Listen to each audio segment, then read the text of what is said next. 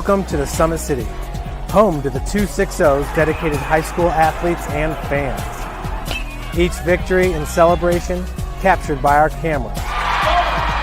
Treasure the highlights from the Summit Athletic Conference this season, or complete games live or on demand. After all, nobody's more proud to call Fort Wayne home than SummitCitySports.com. I started playing football when I was 4 years old in the Cub Football League at Leo. My freshman year of high school, I really started to notice that there was something different about how I played compared to what some other people were playing like. So then I started to develop more. I started to see the results, and then being able to go to Iowa was a big opportunity for me. Being able to train here at PSM has really given me an edge over my competitors. Working on my speed, that's the name of the game nowadays, is who's the fastest guy on the field. Being able to put my body in different positions to allow me to be in the best position during the game. It's so important to not take those days off and just get into a place like PSM where they have flexible hours, and it's good for college athletes to come in and just train.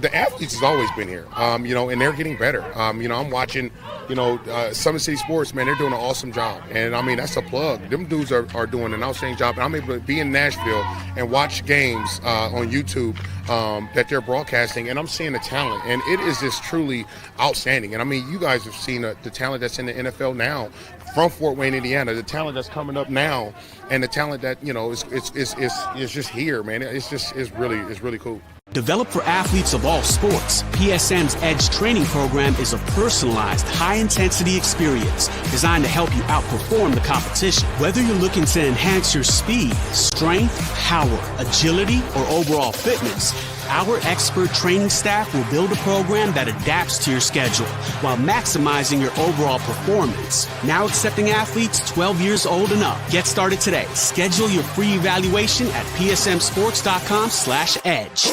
At PSM Sports Therapy, recovery is more than getting you back to your sport. It's about building a stronger version of you.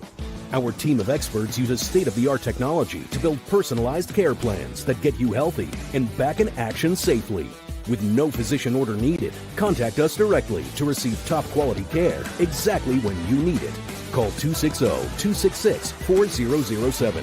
Visit one of our Fort Wayne locations or go to psmsports.com to learn more.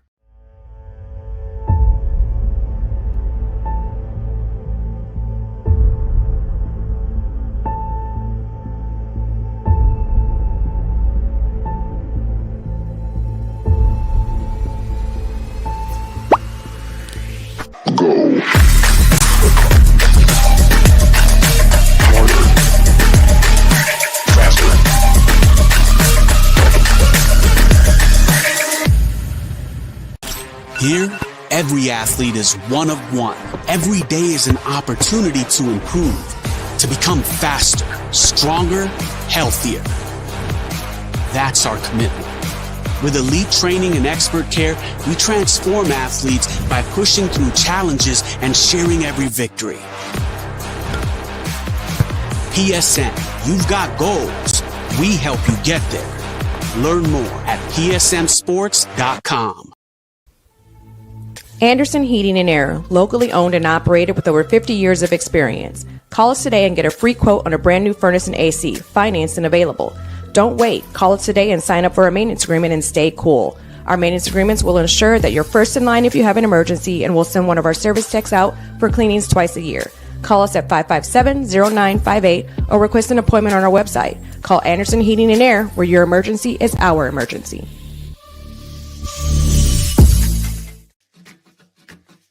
At the University of St. Francis, we believe everyone's made for greatness. Here, students are inspired to reach higher, academically, personally, and spiritually. We're not just shaping minds, we're forming servant leaders with purpose and heart. Rooted in faith and tradition, we prepare students to live lives of virtue, service, and joy. This is where faith meets reason, and where students discover who they're truly called to be. Discover greater. Tired of waiting for a doctor's referral to start physical therapy? At Indiana Physical Therapy, you don't need a prescription. You have the power to choose where you go for expert care. Our experienced therapists will help you get back to doing what you love. With over 19 locations, getting the care you need has never been easier. Take the first step towards a healthier, more active lifestyle. Visit IndianaPT.com to schedule your appointment today. Indiana Physical Therapy, where people go to get better.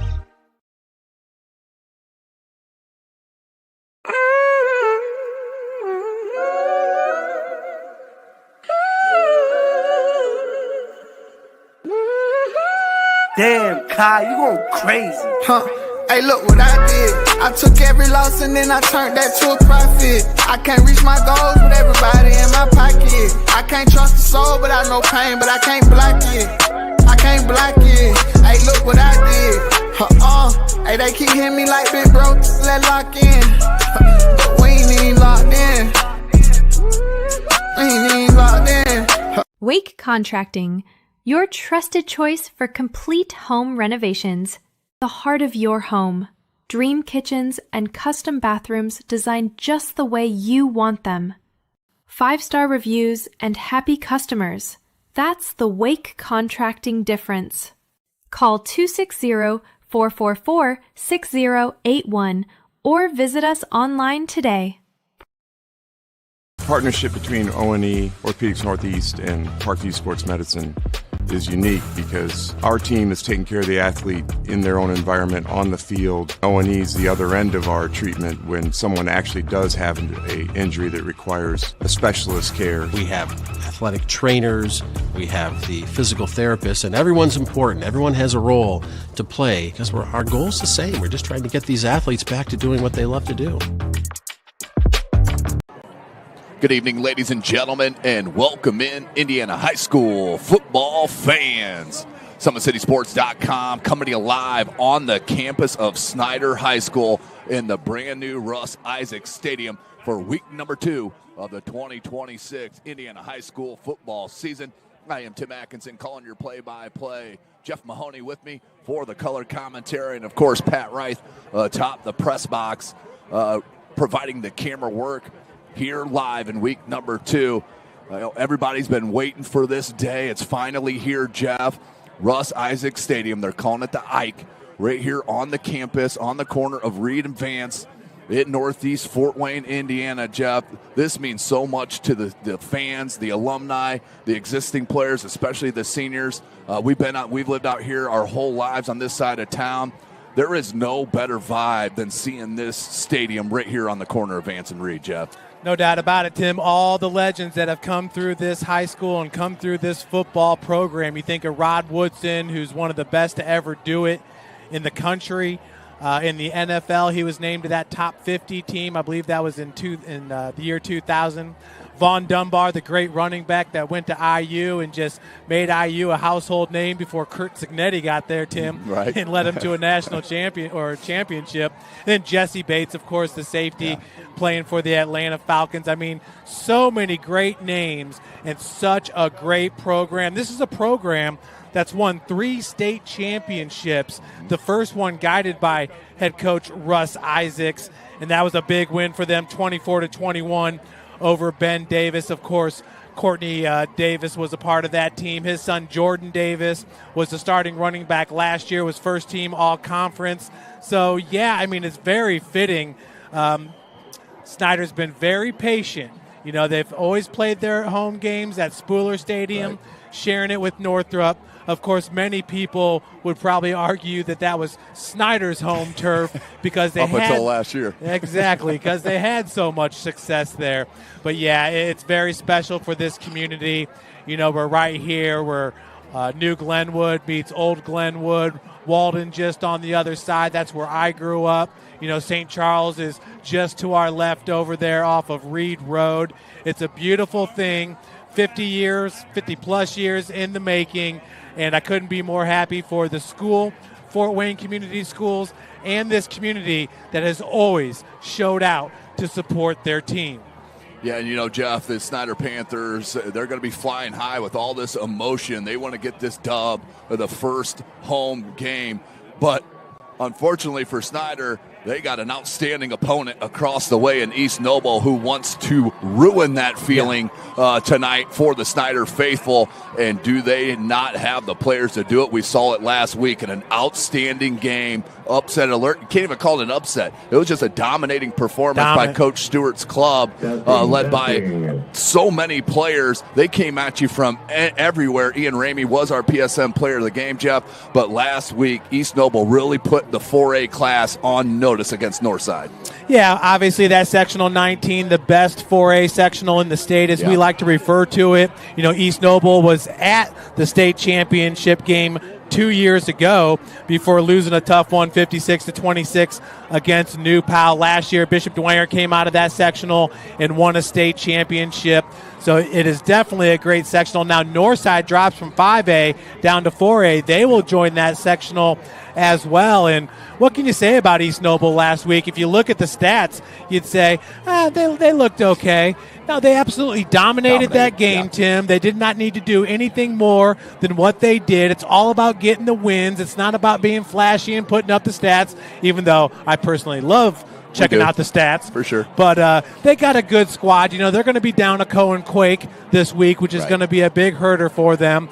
But, I mean, we both saw it, Tim. There was so much hype surrounding Northside last week and all the talent. The best players on the field, you know, definitely Malik Moore looked like Malik Moore. He looked like a great player. But Tayden Getz, Austin Phillips, Alex Scott, Ian Ramey, Alex Phillips, those are the guys that really stood out last week in Kendallville. And let's throw another offensive weapon that we saw in Aaron Perlick, the sophomore transfer from Leo. A couple of sweeps that he ran, broke the first sweep out of that wing tee when they first went into that wing tee in the second half. They have weapons all over the place, and when you have a healthy Ian Ramey, now everybody can play their normal positions. You're not, overloading the best player in the sophomore class and the seventh best player in the class in the sophomore class, and Austin Phillips in the whole country. In the whole country, number one in the state in the sophomore class, so he can focus with his linebacker duties a little bit more now. But Coach Stewart, as we saw last week, when he needed some yards, who was he putting in the backfield in the wing tee? And that was Austin Phillips. He knows if he needs yardage, that's where he's going to go. And then we saw his older brother, Alex Phillips, who just committed to Taylor, by the way, coming off that edge on those misdirection sweep. That we didn't even see them pass the ball, Jeff, last week because they didn't have to. Yeah, I mean, Easton Klein was 3 of 7, through the air, and you're right, Tim. They didn't need to. What they needed to do was chew up clock and get out of that game with the dub. Head into this big matchup here. This is the 4th ever matchup between these two teams, but it's been 4 years in a row. Snider won the first two, 45-28, and then 35-10 in 2024. But that 2024 game, that was a weird one, Tim, because East Noble, they had to cut the game because of lightning. East Noble went back home to Kendallville, and then they came back to Spooler Stadium to replay it the next day. It was like a 10 a.m. start. That had to be tough on those kids. Really probably only getting about 6 hours of sleep that night. Right. But, yeah, I mean, they have a bevy of linebackers / running backs that they can use on the field. Yeah, they are absolutely loaded at all positions. As unfortunately for us, we're sitting right below the speaker, so you just got to deal with that throughout this broadcast like we're going to have to deal with it. But, looking at Snider, just had Warsaw on the ropes, top team in Class 5A, ended up being defeated 33-30 on a last-minute play from Warsaw. But I'm telling you what, this offense really ran the ball very well, and it started with their outstanding junior running back in Braylon Burton. And that's an understatement. I mean, all Braylon Burton did was average 9 yards a carry. He had 23 carries for 209 yards, 2 touchdowns, also had 3 receptions for 36 yards. Braylon comes into this game listed at 6 foot, 210 pounds. Tim, last year, he was listed at 180. We've seen it. We're friends with his dad, Willie Burton, on Facebook, and we've seen the work that this young man has put in the offseason. I don't think anybody's worked harder than Braylon Burton. Well, maybe Austin Phillips has worked as hard because, guys, if you catch him on social media, Austin Phillips is a workout machine. But, yeah, Braylon Burton started the season on the injury list last year. They had that preseason stuff that went on, and he really didn't get into form until the final weeks of the regular season. I mean, shoot, against Northside last year, which was a 24-20 win for the Panthers. And, by the way, in that game, Max Johnson got the start at quarterback and led the Panthers down the field for a game-winning touchdown pass. But in that game, Burton, 83 yards rushing on 9 carries. That's a 9.2 average. And Brashawn Johnson caught the 2 touchdown passes from Max Johnson. So that was a big win for them. They unfortunately lost 17-16 in overtime against a very good Northrop squad that had D. Hogue and had Quay Guilford, who's now a wide receiver over there at Ohio State. So Snider has gotten a lot better. Now, don't get me wrong.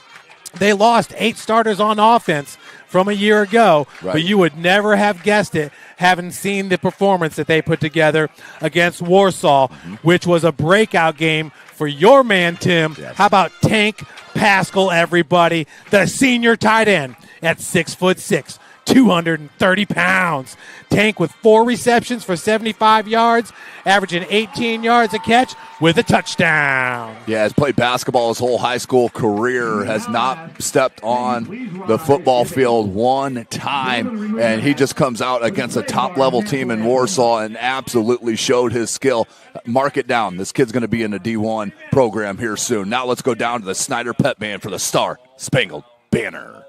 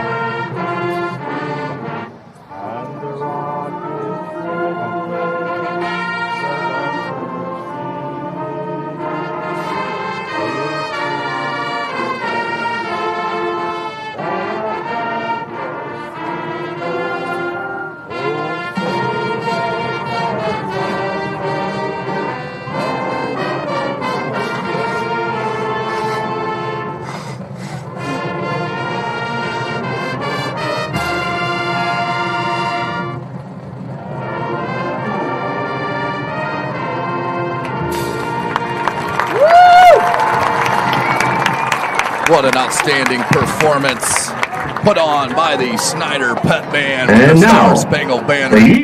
As now they will go to the East Noble fight song. But before we do, we mentioned a little bit about Tank. We can't go out without talking about their outstanding linebacker and Braylon Fertil. Just a absolutely juggernaut, sideline to sideline. Does have an offer from St. Francis. I like his game, multi-sport athlete, and he's a leader. And most importantly, you know what the coaching staff feels about Braylon Fertil because he's wearing number 1 here at Snider, Jeff. Yeah, most definitely. It's a special number. That's a number that Brandon Logan wore just a few years ago, obviously the safety over at Notre Dame. But Braylon Fertil, got to love it. That's where his dad went to school, started that program up at the University of St. Francis in 1998 in their inaugural season. And, I've been saying it all year, Tim. I love this linebacking core for Snider. Cole Baumgartner led the team in tackles a year ago. Jakari Cole led the team in tackles a week ago. He had 7. Baumgartner with 6. Cole Baumgartner is also the long snapper. So you got your most vicious linebacker, one of the most vicious linebackers in the city there as your long snapper as well. So that's going to help you in that punt team situation. Jackson Applegate is the strong side linebacker. He goes 6'1", 190 pounds. So they're pretty loaded at that position. Now, we talked about it, a loss last week, 33-30 at Warsaw. Snider was up in that game, 30-18, Tim. Everybody thought they had it in the bag. It just didn't work out for them. They were really missing Darion Clompton. He's a senior defensive tackle at 6'1", 220 pounds, Tim. He's also a star on the track and field team. That's Darion Clompton. Camden Browning, the other defensive tackle, and Jamin Dean Portee, the defensive end. He's a starter coming back from a year ago. This is a defense that only lost 3 starters. Of course, we have to mention Q Hunter, one of the top players in the area. He's only a junior at 6'2", 190. Jace Quarles comes back as a cornerback. You have Travis Black, the other corner, and the strong safety, Noah Nieves. So I do love this defense for the Snider Panthers. Yeah, and they've built their hat with Coach Kurt Tittman on starting with defense first and making sure that's shored up, and secondary then comes the offense. But when you have a back, as we mentioned, and Braylon Burton, you have something really special cooking here at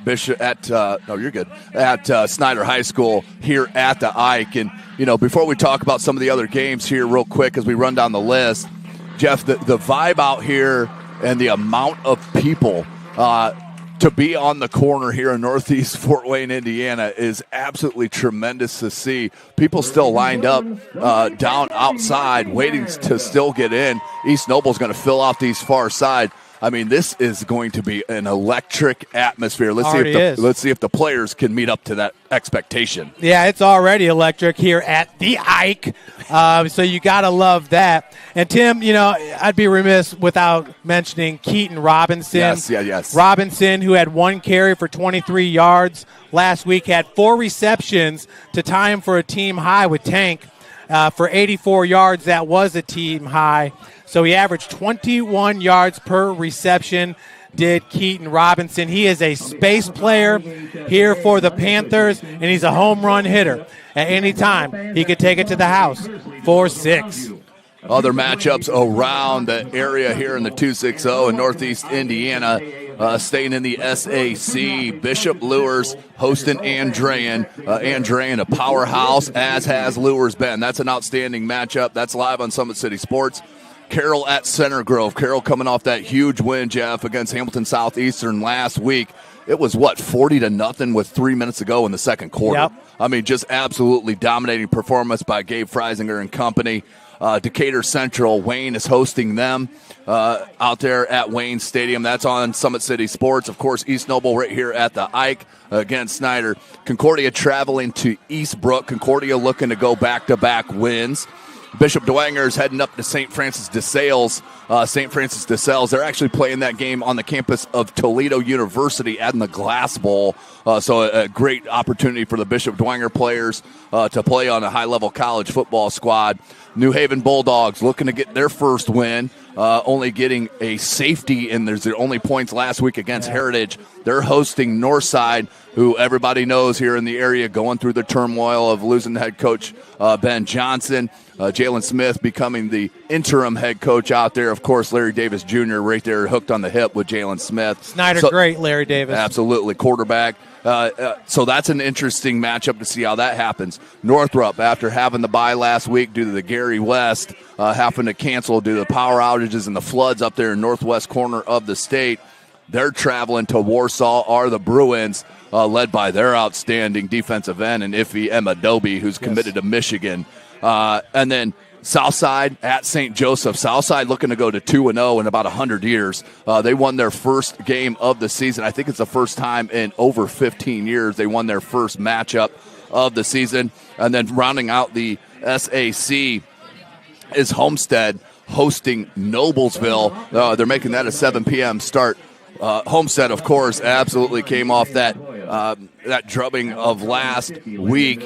So we'll see how it shakes out. Really interesting to see, of course, in 4A, how that continues to shake out, and also in 5A. But Carroll, so intriguing, Jeff, in 6A. Can they break through and win a state title in 6A? Yeah, I mean, it was just a few years back when Jimmy Sullivan was a sophomore and led the Chargers to the state championship game. Unfortunately, Braden Steely suffered an ankle injury in that game, and that kind of did it for Carroll as far as their chances of winning. Right. But, yeah, South Bend St. Joe, I know a lot of people think Southside's going to go up there and handle business. Remember, South Bend St. Joe was in the semi-state game last year against Bishop Dwenger and lost 28-7. South Bend St. Joe opening up the season with a 35-6 win over Lakeland. So not going to be easy for the Archers on the road, but Javon Irby, got to love the kid. One of the best. Yeah, not many players have a bigger heart than Javon Irby. He truly is the heart and soul of that team over there. You know, he was one of the best players in middle school at Portage. He wore number 5. I remember coaching against him. Man, he could just do everything for Portage. He's also a great basketball player. I'm here in D2. UIndy's looking at him. Some of the GLIAC schools looking at Javon Irby.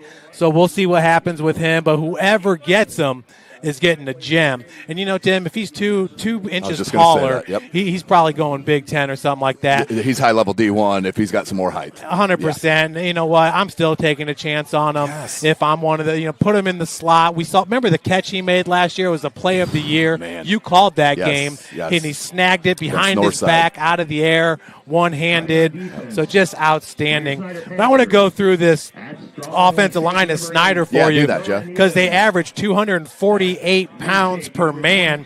You have Adriel Milton, number 77. He's a junior at 6 foot 275. Bryson Burton, a senior, 5'8", 245. Colton Iney, a senior at 6 foot 300. How about Mason Reeder? We've heard a lot about the sophomore Mason Reeder. I hear really high things about him. 6'2", 295 pounds. And then Jameson Reed, who's a senior at 5'11", 205. Now, East Noble knew that they were going to have to get a little bit bigger in this game. Right. So they brought in Tristan Liu at right tackle. He goes 6'1", 310 pounds. He did not start last week for East Noble, but getting the start this week. Tayden Getz, a junior at 6'1", 225. Hayden McCann, a senior, 5'10", 205. Landon Mills, a junior, 5'9", 190. And how about Adrian Montoya, 6'1", 235. So now East Noble, who averaged 219 pounds a man across the board, with Tristan Liu getting the start, they are up to 233 across that offensive line. So Snider holds the advantage, but once again, going to be a good one here at the Ike. Yeah, no question about it. I mean, everybody wants to be here. Even the Grasshoppers are trying to jump in the press box here on us. They can't get away from this outstanding matchup that's about to go down. Before we get into this, Jeff, do you have something to add? Well, I was going to say there's nowhere else for the Grasshoppers to be. I mean, this place is absolutely packed. The concession stand looks like it's about 20 deep in about 8 rows over there. East Noble's filling up their side. They're getting pumped up. They're used to a rowdy atmosphere. So this is great. I mean, Snider has always packed Spooler, but now they got a place to call their home. They got 4 sections. Students. Full of student section there in the lower area, so they got them packed down there close to the field. Remember at Spooler, they used to be right there by the press box. Right. So, no, this is a great thing for this community, this high school. You know, and what I love about the way the design of this, it may not hold as much as some of the Snider fans wanted. You heard a lot of complaints on social media when they were showing that. But you know what this does with this big, wide walkway in between the top level and the bottom level where the students are, is the adults up here in the top, they don't have to stand to look over the students who are going to stand all game. They can sit down and relax, rest the older knees. They don't have to worry about peering over the fans as they've had to do their whole time at Spooler Stadium. As the Snider Panthers enter Russ Isaac Stadium for the first time ever, ladies and gentlemen, how about the feeling for the alumni, the current students, the administration? Just what a great feeling this is to see them run out on their own home field. Yeah, I mean, for these seniors, this is an opportunity to make their mark on the program. And look at the Panthers coming over to the student section. After every game, they sing the student fight song with the student section, and the Panthers showing some love for the students.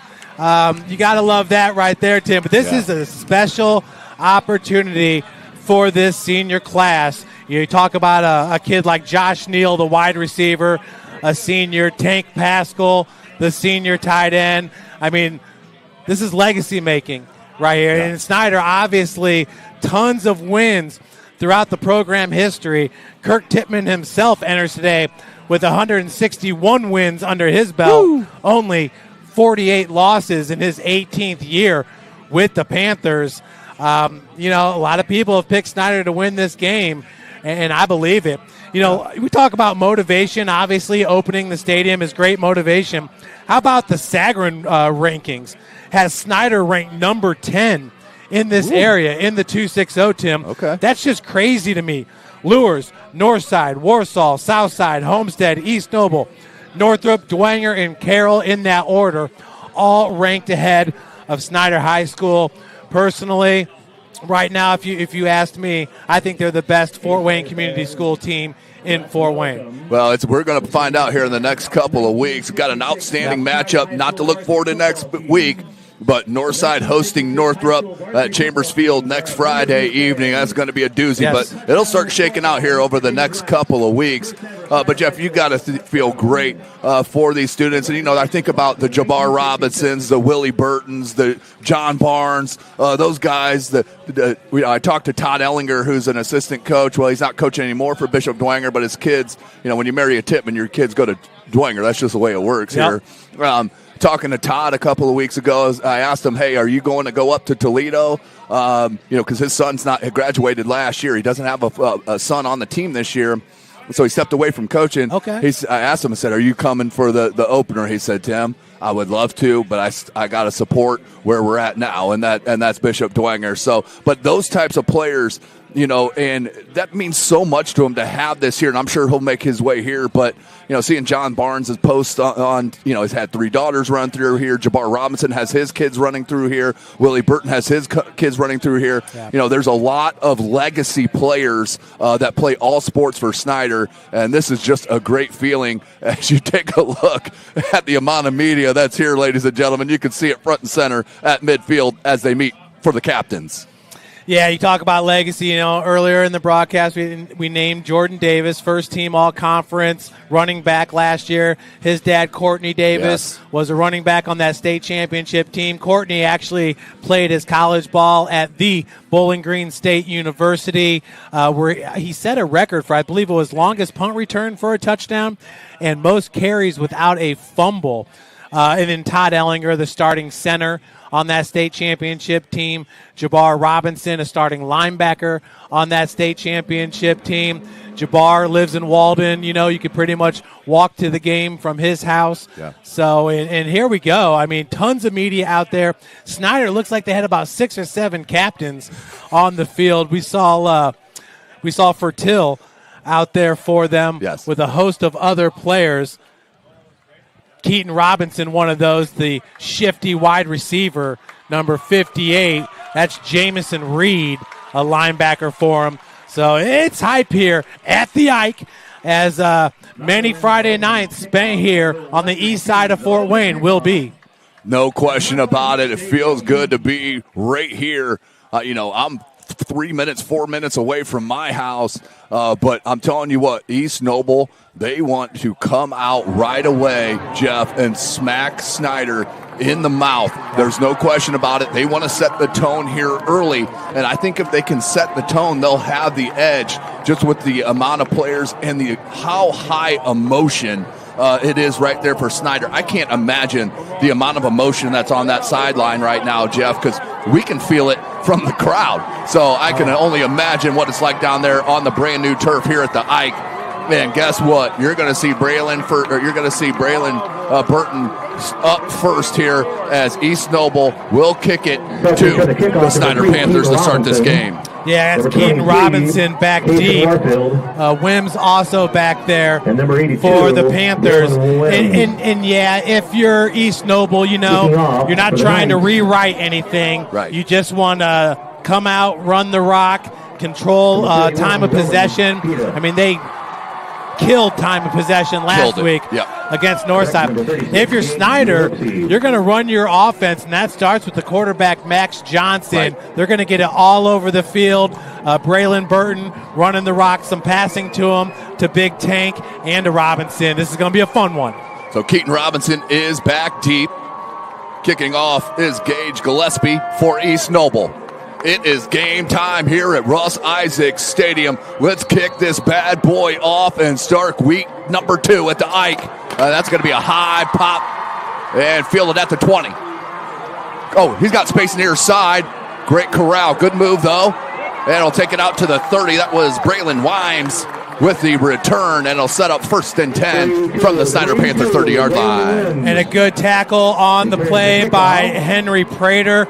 Once again, you saw big number 55 down there setting the edge. He was not going to let the Panthers get out wide. That's Tate Getz, and I'm telling you guys, he's as good as it gets. No pun intended. I see what you did there.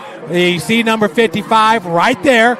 Now, he made sure that Wims was not going to get out wide, and Prater with the stop. So here we go. The first offensive possession ever on the campus of Snider High School. That's number 17, Max Johnson, the junior quarterback. Yes, sir. Right behind him in the pistol is Braylon Burton. 3 wide receiver set, twins to the far side. They're going to turn, and right away, Jeff, number 50, Landon Mills, who had himself an absolute ball game last week. And that's how you neutralize a good run game, Tim, is by hitting them in the backfield. So Mills was not having any of it. We see it again here on the Anderson heating and air conditioning replay, coming in from his defensive tackle position to split the offensive lineman. And, Tim, he ran into the backfield scot-free. Looked like a missed assignment there from the Snider offensive line. And you can't have that at all. They're going to go trips now near side. Burton still stays behind Johnson.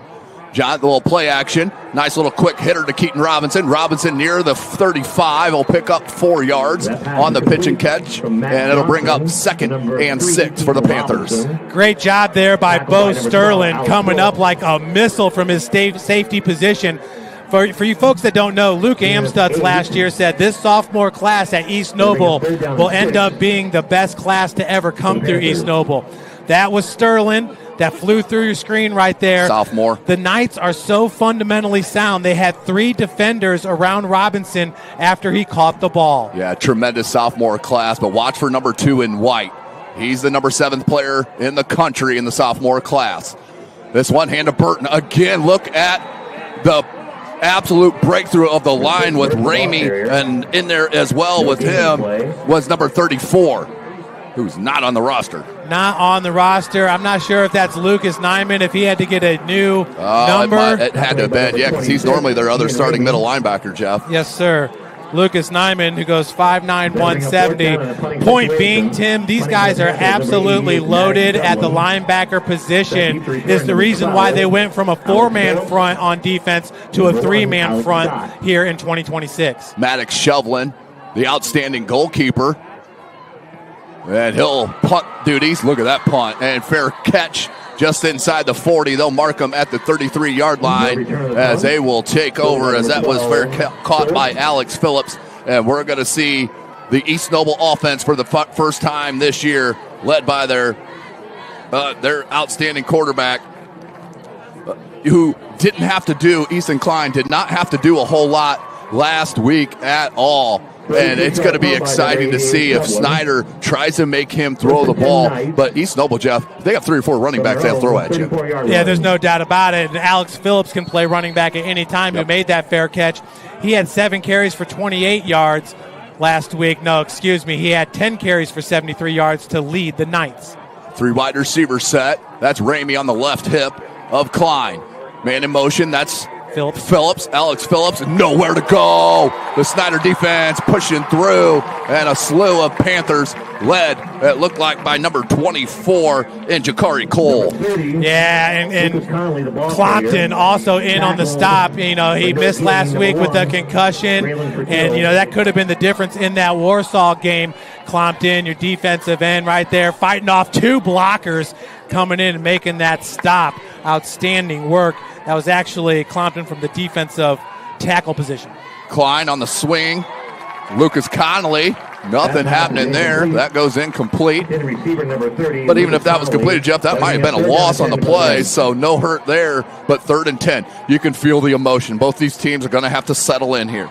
Yeah, and the thing is, you know, Klein, this is his first year starting. Obviously, the previous 2 seasons, Riley Biddle, the great quarterback, manning it for East Noble. So in this one, we didn't have to see him throw the ball too much last week, and his go-to receiver is Alex Scott, number 1 on the bottom of your screen. 3rd and 10. Klein takes a snap. Pressure on the edge. Can they get him? No. He gets out of it, throws it across the middle, and caught. Did it hit the ground? I'm still waiting for a signal. The coaching staff for Snider. Oh, they're getting a warning here already, is the coaching staff of Snider. They did not like that, but a big pickup for Klein, finding number 30. I think it was 30, was it? Yeah, it was Conley. That was Connolly there on the reception. Conley is playing the position that Cohen Quake would normally be playing, Tim. Hurry up offense here. Twins far side. Lomar's there on the near side is Alex Scott. Klein has Ramey, hands to him. Ramey goes off that left tackle and is spun down. That was number 22 in there first. He goes by the name Q Hunter. Yeah, Q Hunter's an absolute beast. In many people's mind, Q Hunter, one of the top safeties in the area, Tim. And, East Noble's going to play that hurry-up offense, so you're not going to get a whole lot of replays in. 3 wide receiver set again. Little hard snap or hard count. That worked 3 or 4 times last week against Northside, Jeff. But 2nd and 10. Ramey's going to go on the left hip of Klein. Man in motion. There's Conley. Klein will take the snap. Hand. Ramey ran right into the defensive tackle and absolutely going nowhere. Maybe got a half yard on that, as that was number 55 on the stop in there first, and Camden Browning.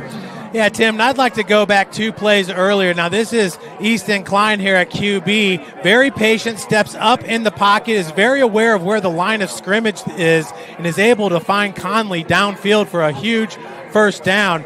So that just goes to show you this isn't just somebody they threw in at quarterback. He's very, very smart QB. No question about it, Jeff. Is now the talented sophomore Austin Phillips is in the backfield on the left hip of Klein.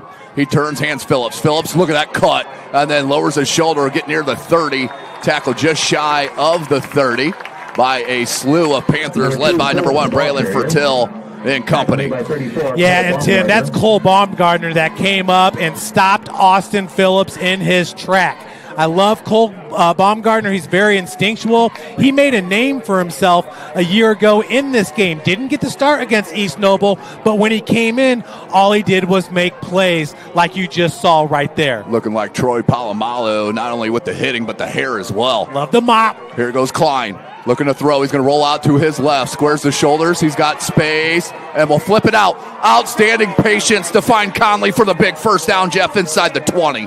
Boy, you're seeing the big brains on Klein. Yeah. I mean, unbelievable here from his QB position. And he floats it into space and lets Connolly make the grab. We'll try to squeeze this one here in on the Anderson Heating and Air Conditioning replay. But you see him get inside the defensive end. Great blocking by the offensive line and just throws it to space. Klein hands to Phillips. Phillips makes the first one miss inside the 10. Wow. He's still on his feet. The balance and the strength, folks. That's why he's the number 7th player in the country. Breaking tackles is Austin Phillips. We'll see if we can get this one in as they're getting ready to get that play in from the sideline. But no, they're going to hurry it up, Tim. But wow, what a run. He's going to go on the right hip of Klein. 3 wide receiver set. That's Alex Scott split all the way near side. They're going to hand Phillips one more time. Phillips, stiff arm, got down low. Baumgartner, how about it, Jeff? You mentioned him in the pregame. He's already showing his stuff. Well, I've been saying it for a year now. Cole Baumgartner is one of the best in the area. I don't care if he's a junior. Last year he was a sophomore. There's a lot of good linebackers when you think of Dietrich Smith over there at Southside, a great linebacker. Cole Baumgartner is as good as anybody I've seen, Tim. Phillips stays in the backfield. Klein turns hands. Oh, he's going to bounce it out wide. Oh, lost his balance there. Got hit with the turf monster, and we have a late flag. Well, let's see. I mean, looks like they spotted it as a first down, but let's see what the flag is here, folks. As the white hat will get the call from the side judge. That's going to be a holding on East Noble, so you got to accept that penalty. It'll be a 10-yard penalty from the spot. That'll put him back about to the original line of scrimmage, Jeff. Yeah, and once again, I took you back to the previous play there. That was Cole Baumgartner, a great read. And, you read and you react as a middle linebacker, and Cole is very, very good instinctually. You got two of the best linebackers in Northeast Indiana in this game in Austin Phillips, Cole Baumgartner, and Shakari Cole is no slouch. No slouch at all. Speaking of no slouches, big shout-out to our guy down in Florida, Ryan Dellinger. I know he's watching with the fam down there. Shout out, Ryan. We miss you, bud. Yeah, Coach Timmons hoping Ryan has a few more kids. I think those days are over. Phillips.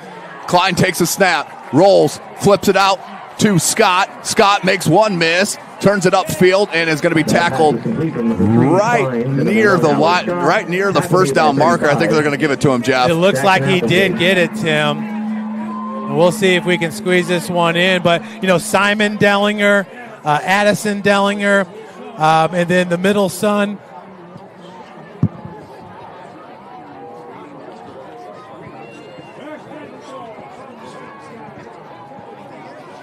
So here on first and goal, the handoff goes to Phillips. He's tackled right at the line of scrimmage. That's Jakari Cole for the Panthers. Flag on the play. Everything okay, Tim? Yeah. I guess our sound is going through their loudspeaker. Going through the loudspeaker? Yeah, and I don't know if it's, I don't know. I'll sit back. I was leaning up. Maybe it's because I was leaning out. But we got here a face mask, Jeff, on Snider. That's going to be half the distance.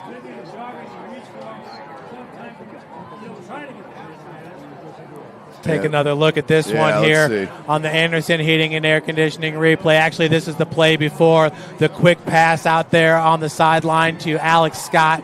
Alex Scott really made a name for himself last year as a junior, getting mid-major looks, and he's been on that recruiting circuit all summer long. He is a good one here for East Noble. Alex Scott, who goes 6'2", 180 pounds. First and goal. Well, misdirection. Phillips, he's going to take this one in for the score. Austin Phillips with the 3-yard touchdown run. East Noble with the drive to start the ball game. Yeah, Austin Phillips making it look easy with some great runs on that drive. We'll take another look at it here on the Anderson Heating and Air Conditioning replay because he had all kinds of space to the left. As you can see, a counter right there. Looked like he was going to go up the gut. Great job there by his brother, Alex Phillips. Tim mentioned in the pregame that Alex will be going to Taylor University, a great program in Upland, Indiana, that's really picked it up as of late. Kick is up, and it is good. 7-0 is our score to start this ball game. East Noble takes it all the way down. What was that, a 65-yard drive, I believe. But thanks for joining us here tonight, ladies and gentlemen. As you know, the Big Eyed Fish has been around Northeast Indiana area for generations. Enjoy the best fish in Fort Wayne in a family-friendly environment at the Big Eyed Fish. Tom Seal Tire has been servicing the Fort Wayne area for over 40 years. They'll help you find the perfect tire for your vehicle and other auto repair services. At Ottenweiler Contracting, we invest in our customers by providing peace of mind in the entire process from bid to build. Visit OttenweilerContracting.com. Jolly Law Firm is the area's best criminal defense firm, helping defend the accused from the government. Whether facing an OWI or any other criminal accusation, Jolly Law Firm is your best defense. Sioka Cleaning and Restoration, providing commercial cleaning services, including janitorial, water damage, and state-of-the-art disinfectant services throughout Northeast Indiana. Online degree programs at the University of St. Francis are built for convenience and flexibility. Most degrees can't be completed in 12 months. Visit online.sf.edu. So back to the action here. What a statement drive by the East Noble Knights as they will now kick it deep to Keaton Robinson. They had a little pooch kick last time, Jeff. I think that's going to be the game plan all night long. Got to keep it away from Keaton Robinson. He's absolutely electric back there, standing on his 7-yard line. And, Tim, we just saw something from Easton Klein on that drive. Klein methodically driving the Knights down the field, made some big-time throws, especially the one to the middle of the field to Connolly, number 30, for East Noble, Lucas Connolly. So, shout out to Easton Klein. I mean, you're in a big-time environment and a big-time game, and you're showing up big time for your team. So here we go. Snider The one thing they cannot afford to do is go 3 and out and put their defense back on the field immediately, Jeff. We'll get you updates throughout as Northside takes an early lead over New Haven as Gaither will get the score. It's 7-0 or 6-0 now. Northside New Haven. Here's one. Here we go. There's a hole. He's got some sideline space. Braylon Wines. Oh, he's going to take it. Push out of bounds inside the 20. That's what you needed if you're the Snider Panthers. Was a break on special teams. Yeah, Wim's doing it right there, Crowds that ball on the sideline, Tim. Doesn't try to get out wide left as we see so many kick returners want to do. He fights fire with fire. And I don't know what it is, but every time a kick returner jumbles it a little bit, it always seems to be a big return. But shout out to Wims getting right up the field. This one's coming back, Tim. Oh, man, this is Northside replay all. Oh, that's what it was. Malik Moore had 2 big punt returns last week against East Noble that were both pulled back from holding penalties. So let's see what the call is. I would assume it's either going to be a hold or a block in the back. And speaking of Northside, their quarterback's under center, so you got to love that right there. I mean, Jalen Smith bringing the NFL-type style offense here to Northside as they march right down the field and get the touchdown. That is one of the biggest things for quarterbacks playing high level at college football and then translating to the NFL is none of them go under center, hardly ever, unless it's goal line, and sometimes that doesn't even happen in college. You can do so much more with your quarterback under center when you think of the play-action game and all that, Tim. So here we go. That comes all the way back to the 25-yard line. Trips near side, lone wide receiver to the far side. Here's Johnson with Burton behind him. Blitz comes off the edge. Johnson, quick hitter, and threw it just behind the intended target in Wimes. That'll bring up 2nd and 10. Receiver number 3, Keaton Robinson. 2nd down and 10. Yeah, that was definitely Wims out there, and it was just thrown behind him, but it was the right read because if that's thrown, I don't know, Tim, maybe 3 feet lower and about 2 yards to the right, Wims, we can already see he's got breakaway speed from that kick return. 2nd and 10 for the Panthers. Need some offensive movement here. That's Caleb Clapper on the bottom of your screen. Caleb had a touchdown last week reception for Snider. That's number 10. Burton stays in the backfield behind Johnson. Johnson rolls. Has to throw it away. Great pressure by number 50, Jeff. We know about him already, Landon Mills. I mean, Landon Mills, what is it with this defensive line that they're just bursting through, not even touched? Mills causing all kinds of havoc in the backfield. You can see the stunt being shown by the linebacker. They pick up the linebacker, which allows Mills to get free. Yeah. And wow, I mean, we knew he was going to be a good player, but he's playing like Tayden Getz in this game. Right now, from what I'm seeing, Jeff, is Burton has got to be really cognizant of his assignment on the blitz on who he needs to pick up. We've seen a couple blown ones, not putting it on him, but that has got to be decided here. Here's Johnson, big 3rd and 10. Burton behind him. Johnson, pressure. Screen. Great setup on the screen. Are you kidding, Ramey? But look at the balance of Braylon Burton. The strength, the balance, gives him an extra 3 yards, which is the difference in a first down. Ankle tackles are not bringing down Braylon Burton, Tim. And sometimes you got to do what you got to do to get the tackle, but Burton walks right through that one. And love the call right here. Give it to the big fella.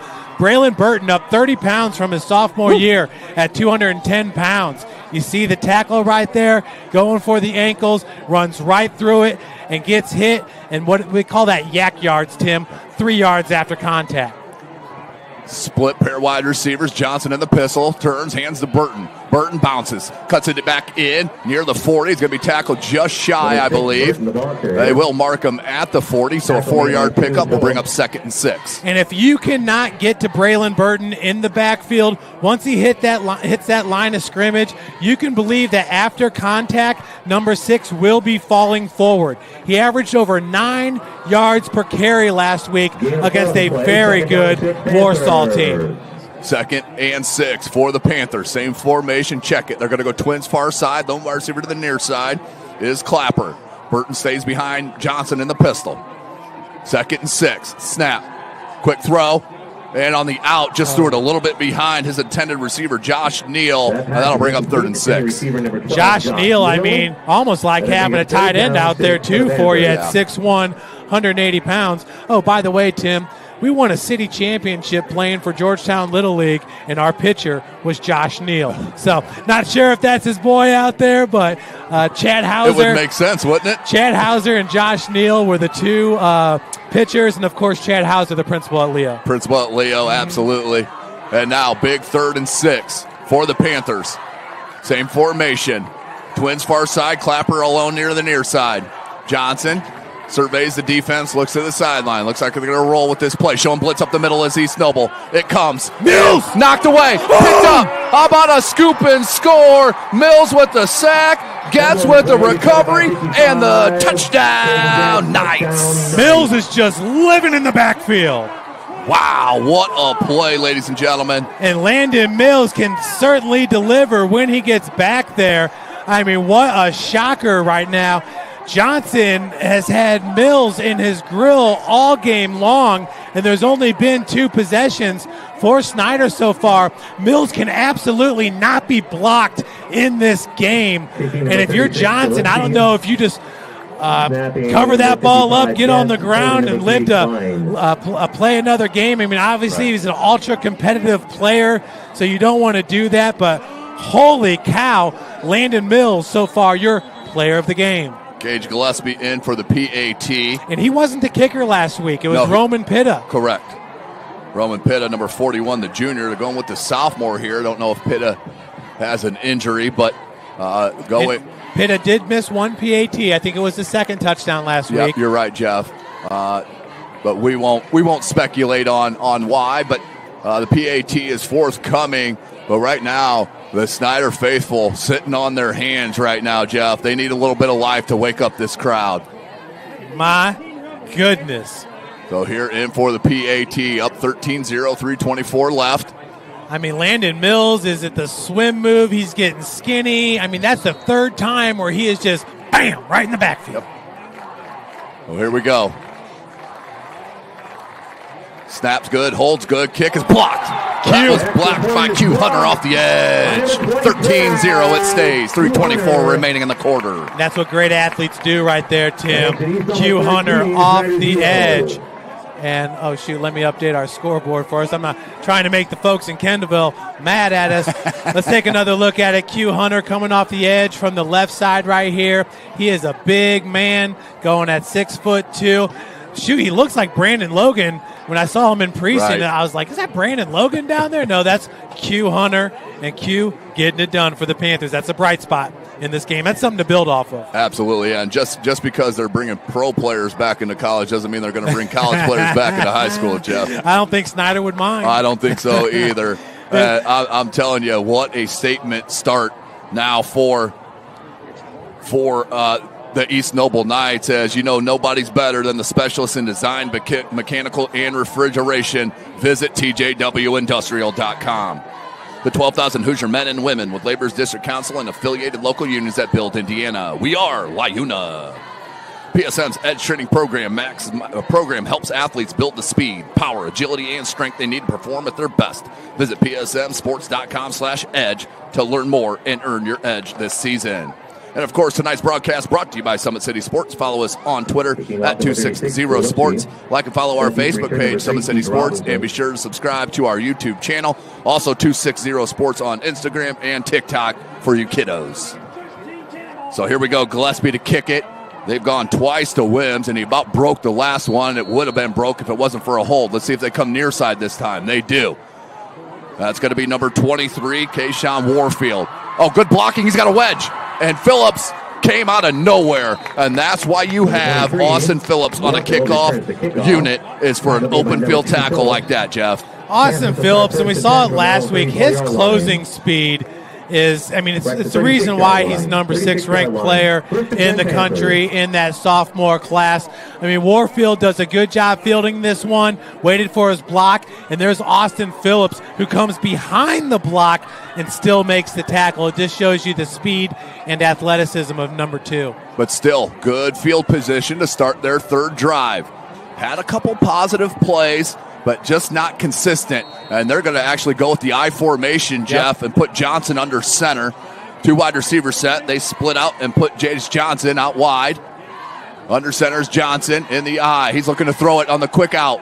Caught and brought down eventually by Alex Scott, but maybe Snider seeing something here on something they could take advantage of one-on-one on the outside.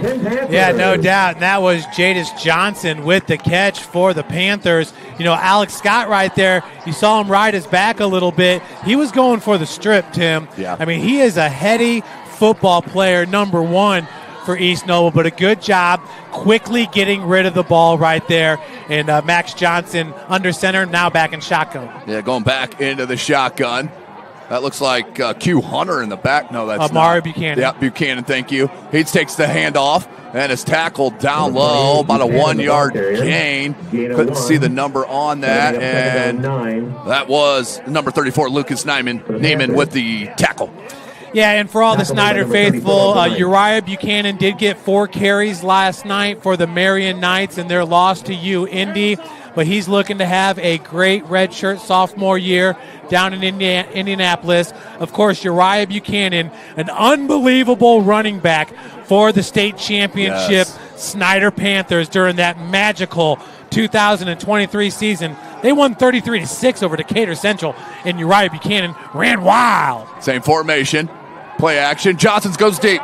Come near side to Josh Neal. Went to high point it and broken up right at the last minute by Bo Sterling, one of their 4 sophomores.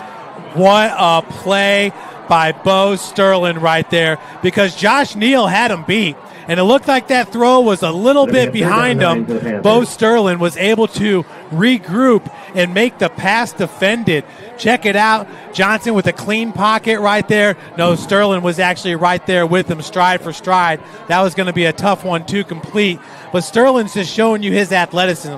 Tim, he's a star basketball player as well. Yes, correct. He was the lone freshman on that varsity roster a year ago for Coach Bentley. Now back to the pistol. Johnson looking to throw. Oh, lost his footing as he was going out of his break. Oh, that should not be a penalty. The Snider Panther wide receiver, number 12, Josh Neal, he tripped on his own. There was no contact at all. And that is oh man, that's a herder. Just a ghost penalty there. And let's see if it is pass interference. And Tim, you are 110% right. You can see it here on the top of your screen, just coming out of the cut right there, loses his balance. And, I mean, Snider's going to take it here at the ice, down by 13. You're darn right. That's the break maybe they needed, but immediately you saw the East Noble coaching staff beside themselves. I mean, you can't prejudge a call already in your head, but we'll move on to the next. I formation, Johnson under center. Buchanan stays in that dot of the eye. They're going to come over here with the lead. He wants to bounce it near side. Still moving. Tackled. Ooh, that's a leveling hit. Alex Scott came up, lowered the shoulder. And nice job by Alex Phillips as well on the pursuit, along with Bo Sterling. I'll tell you, man, Keaton Robinson did a good job right there with the block on the outside to Alex Scott. But Scott is showing you his strength right here on the bottom of your screen. He's going to come up in the frame. Robinson was right on him, but Scott was able to muscle through the block.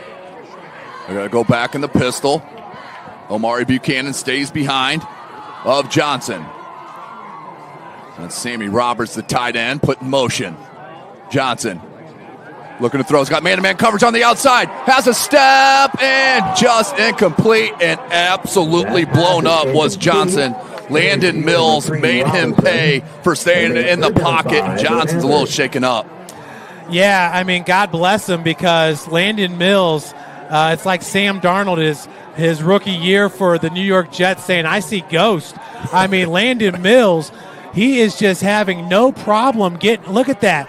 With the drag down of the offensive lineman, Landon Mills living in the backfield, making a name for himself, your player of the game so far. No question about it, Jeff.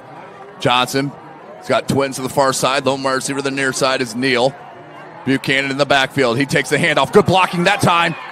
Ramey is there. And they'll finally blow it dead. Ramey and Austin Phillips combined for that tackle, but a good pickup for a first down. Yeah, great job there by Buchanan getting upfield. And, for Ian Ramey, you hold him up. That allows the East Noble Knights to come in and try to swipe that ball away. As we take another look on the Anderson Heating and Air Conditioning replay, you see that quick cut to get upfield there by Buchanan.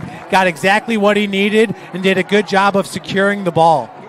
In the pistol once again. Twins far side.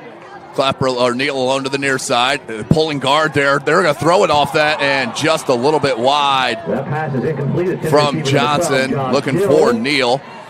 Yeah, and I'm sure Neal would love to have that one back. That ball did hit him in the hands. Any wide receiver will tell you got to haul that one in, even though it was thrown a little bit to his right. The accuracy is going to come, but once again for Max Johnson. But it's hard when you got this East Noble defensive line barreling down on you. The nose tackle's number 40, T.J. Knox. Yeah, just 5'11", 175, Jeff. They wiggle him into the gaps. Here's Johnson. Takes a snap, turns, hands to Buchanan. Buchanan, and is tackled there by Aaron Perlick, number 32, the sophomore. Pickup of about 4. Let's see where they spot it. They will spot it at the 21. Gain of 4, second and 6. Aaron Perlick in his first varsity game last week, 3 tackles and a tackle for a loss. Had that interception in the second half, Tim, which was impressive. How about 9 carries for 52 yards, averaging 5.8 yards per carry and a long of 30. That 30-yard run came out of that double wing. And I'm telling you, you got to get skinny in that thing because everybody's bottled up in the phone booth. And Perlick was getting it done. So they're going to let the clock roll out here in the first quarter. Snider, in their first game ever on campus, find themselves down 13-0 to go into the second quarter. We'll take a break and come back with them. We are live right here from SummitCitySports.com. We're at the Ike. Anderson Heating and Air, locally owned and operated with over 50 years of experience. Call us today and get a free quote on a brand new furnace and AC, financed and available. Don't wait. Call us today and sign up for a maintenance agreement and stay cool. Our maintenance agreements will ensure that you're first in line if you have an emergency, and we'll send one of our service techs out for cleanings twice a year. Call us at 557-0958 or request an appointment on our website. Call Anderson Heating and Air, where your emergency is our emergency. Tired of waiting for a doctor's referral to start physical therapy? At Indiana Physical Therapy, you don't need a prescription. You have the power to choose where you go for expert care. Our experienced therapists will help you get back to doing what you love. With over 19 locations, getting the care you need has never been easier. Take the first step towards a healthier, more active lifestyle. Visit IndianaPT.com to schedule your appointment today. Indiana Physical Therapy, where people go to get better. Welcome back, ladies and gentlemen. Start of our second quarter. Before we get into it, a couple of updates for you. Northside up 12-0 over New Haven. That's in the second. Andrean and Lures just got underway. Andrean already on the board, 7-0. Decatur Central absolutely smacking Wayne 20-0. They're at Wayne Stadium. Yeah, Decatur Central, who played for a state championship just a few years ago. I think it was Coach Mike Kirshner who left Ben Davis, went to Decatur Central, turned them into a powerhouse. Yep. And from what I understand, that is a growing area outside of Indy, much like the Fishers, Westfield. Yeah, Lebanon that area, up there, Tim. that's one that's growing immensely. Yes, sir. Well, Lebanon actually is just closer to us. I think we're talking the other side, like the southern end. Correct. So, Snider will start the second quarter, 3rd and 6. Ball spotted at the 21-yard line.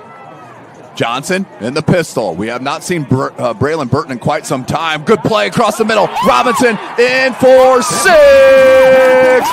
Johnson finds Keaton Robinson for the 21-yard pitch and catch for 6. Keaton Robinson all alone on the post pattern. What a play. You can see the speed. Keaton Robinson getting his first touchdown of the season. Take another look on the Anderson Heating and Air Conditioning replay. Great on the play action, and that's just speed right there. Bo Sterling trying to come up. Robinson for 6. Yeah, you can't give Keaton Robinson that much cushion off the line of scrimmage. They're going to take advantage of that all night long. So a great answer from Snider in the kick. Caleb Clapper is the holder, and number 88, Maddox Shovelin, is the place kicker. Maddox Shovelin, he was a player of the game in their first soccer match that I called here, the keeper. That ball is kicked, is up, and it is good. 13-7 is the score to start this second quarter, and that's exactly what Snider needed, was an answer, because East Noble had all the momentum, Jeff.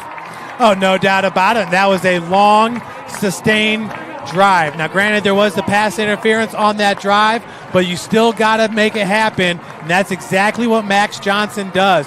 As you can see, folks, when Max Johnson quickly gets rid of the ball is when he is at his best. Yes. And Keaton Robinson can get downfield real quick, as we saw right there, coming across the field and catching that ball right in front of the free safety, Bo Sterling. Yeah, shout out to the coaching staff for Snider.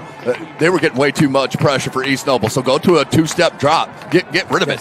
Quick release. And now the likes of Landon Mills doesn't have time to get in there to disrupt your offensive play. So good adjustment from Snider. I mean, Coach Timmons, one of the best to ever do it. Obviously, 2 state championships under his belt. And that's what this staff is really good at, is making those adjustments. These aren't halftime adjustments. These are in-game adjustments, which is really impressive.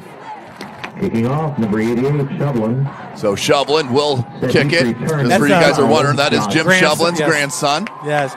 From his son, John. Talking sports on Saturday with Jim Shovelin. Absolutely. One of the nicest guys you'll ever know. He was actually a coach for me when I was 11 and 12 years old at St. Joe Little League. Yep. Taught me how to throw the knuckleball and taught me some important things. Taught you how to play first base. I'm telling you what, he taught me a lot. Jim says it's maybe only 1 or 2 things. He doesn't have any idea how much he really meant to my baseball production. And you see so much baseball, you're saying some of these young kids don't even know the fundamentals that what Jim taught you back in the day. Jeff, and I really take it on. Kids aren't watching full baseball games like we did in our day. I mean, Sunday night baseball, I was locked in for 3.5 hours. Oh, yeah. I didn't leave the team, and you're watching in everything. With a couple Whoppers next to you. No tomato, baby. Here we go. First kickoff. This one's Alex Phillips. Bobbles it, but this usually goes into good things, Jeff. He's got a blocker out here. He gets one. Phillips. He can take this to the 50. Looks like he's going to be angled out of bounds inside the 35-yard line. What an absolute answer from the kick return unit led by Alexander Phillips. And what a block by Alex Scott back there. And you said it, Tim. Once he bobbled that, big things are going to happen. Yep. I don't know what it is. I've seen it way too many times. I think players lose their lanes when they see a fumble. It just flows them off of their lanes. And Jakari Cole did a great job getting downfield right there, but you do have to break down and can't let that guy get outside of you. That was Cole one-on-one with Alex Phillips. You try to play those ankles right there, but you really do have to break down. And that's not easy to do when you're going 110 miles an hour. That's right. But wow, you talk about good field position. Yeah, this is it. This is it right here. I expect. Let's see if they go for a home run ball here right on 1st and 10, Jeff. It'll be 1st and 10 from the 33. Nope, they're going to hand to Ramey. Ramey makes the first one miss, not the second.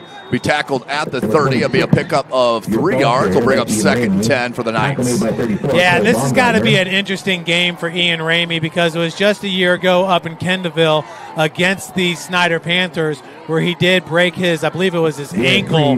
He was averaging 7 yards a carry before that had happened. You can see Ramey runs right into the back of his blocker right there, was trying to scrape off to the right, just nothing happening on that specific play. 2nd and 7 for East Noble. 11-10 left in this second quarter. Ramey behind of Klein in the pistol. Klein looking to throw. He's got man-to-man coverage over on the near side. And touchdown! How about that pass dropped in from Easton Klein right on the money to Alexander Scott for the score. Alex Scott making his presence known in this game. That one right there, a beautiful pass. Lofted it up in the air right into the breadbasket for Alex Scott. How did he get so open behind the defense? That's Scott on the bottom of your screen. A lot of Panthers there in the middle of the field. And Scott just doing a great job. That was Jace Quarles with the coverage. But once again, Alex Scott, He's one of the best in Northeast Indiana, and he's showing you why right there. Now, East Noble's going to go for the 2-point. 2-point to make it a two-score ball game to get to 21-7. Klein rolls out, looking for the comeback. He may tuck this. He does, and tackled short. Didn't see the number that was out there, but a great tackle short. 36? That was 36. And that's Elgin Davis with the stop there. He's out of St. Charles Borromeo.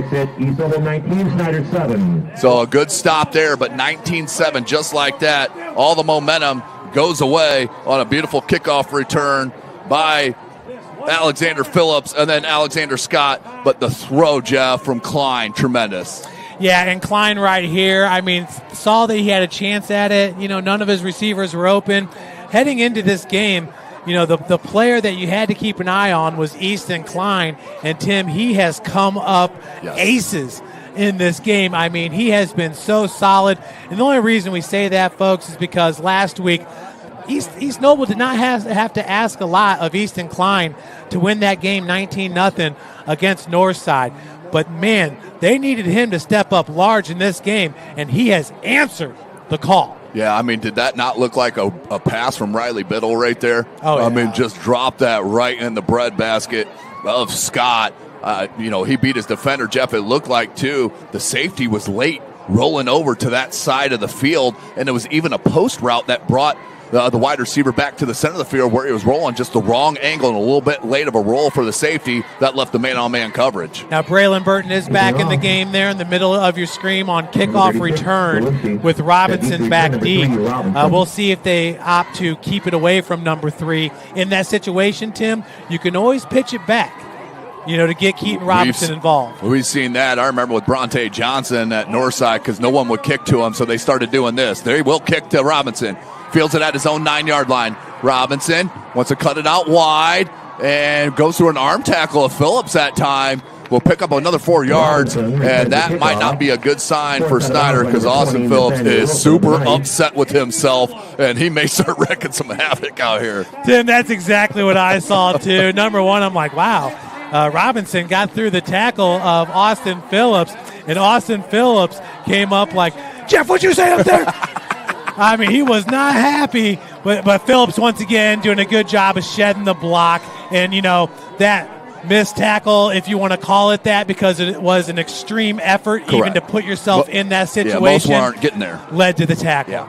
Yeah, most players are not even getting their arms on that. No. How about Northside, led by head coach Jalen Smith, the Bishop Lures product, the Notre Dame product, and the NFL product. Tim, they're up 20-0 now over New Haven. They lost 19-0, but once you get Brandon Sanders back, they are going to be in contention for a sectional 19 title.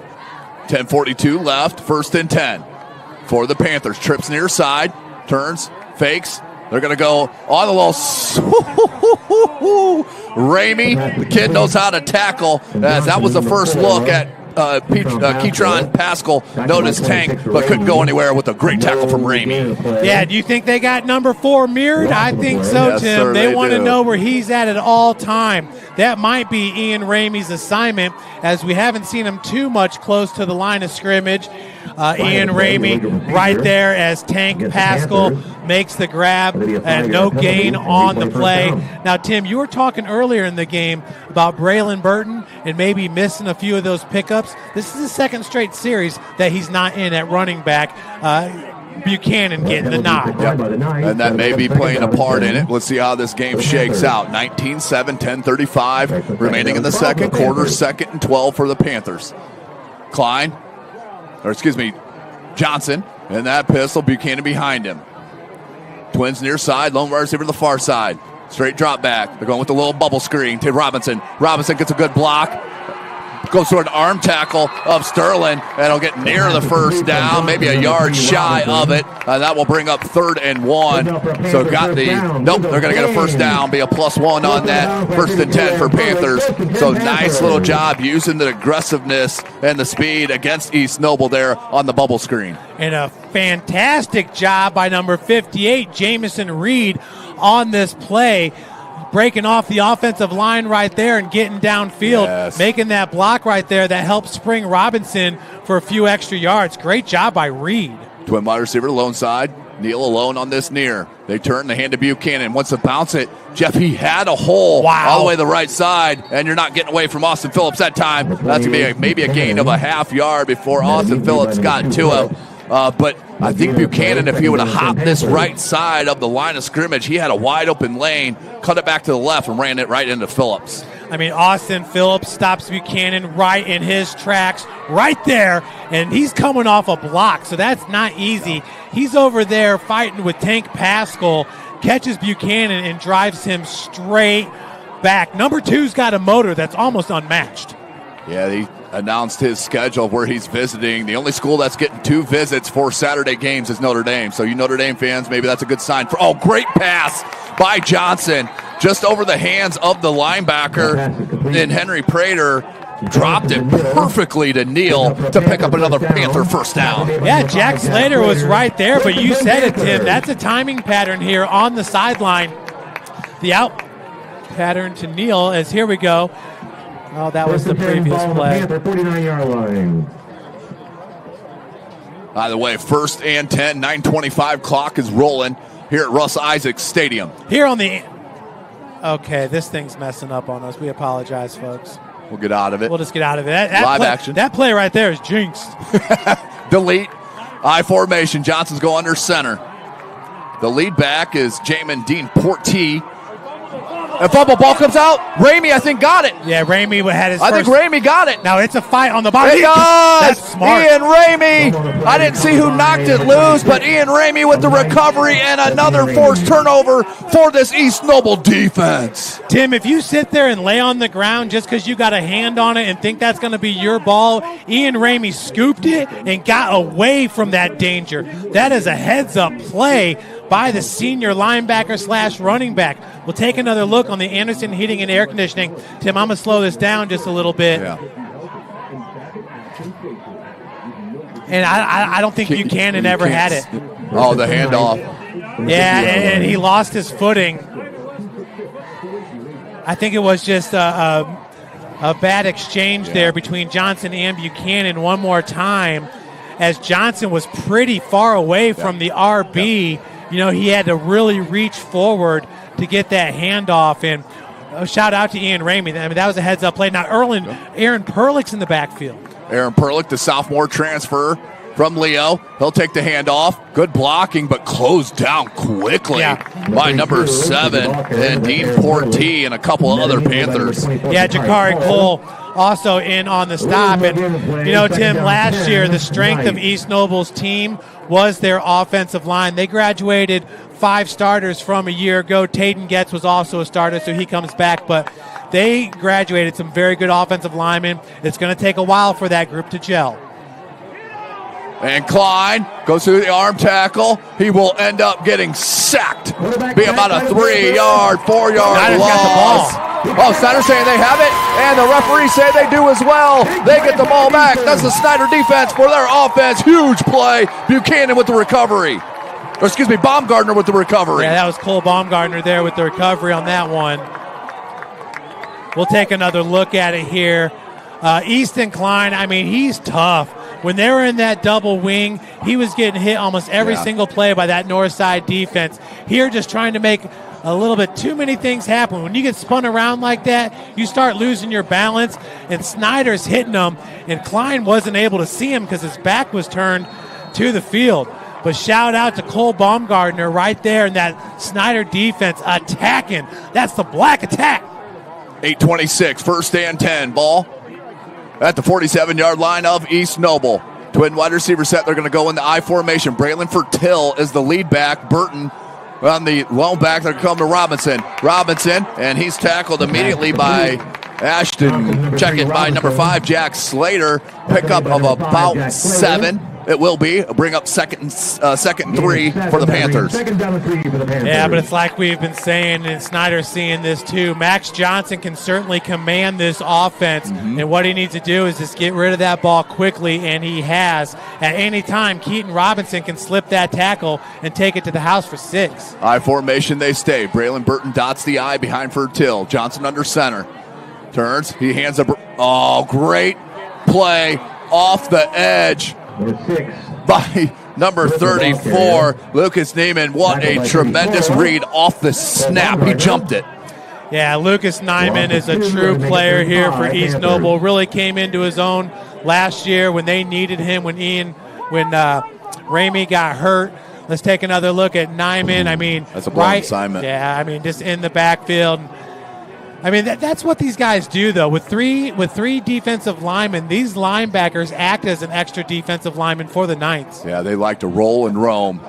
Here goes Johnson, hand to Burton. Burton tackled from behind by Landon Mills. Be about 1.5 yards shy of the first down marker. That'll bring up a big 4th down for this Panther offense.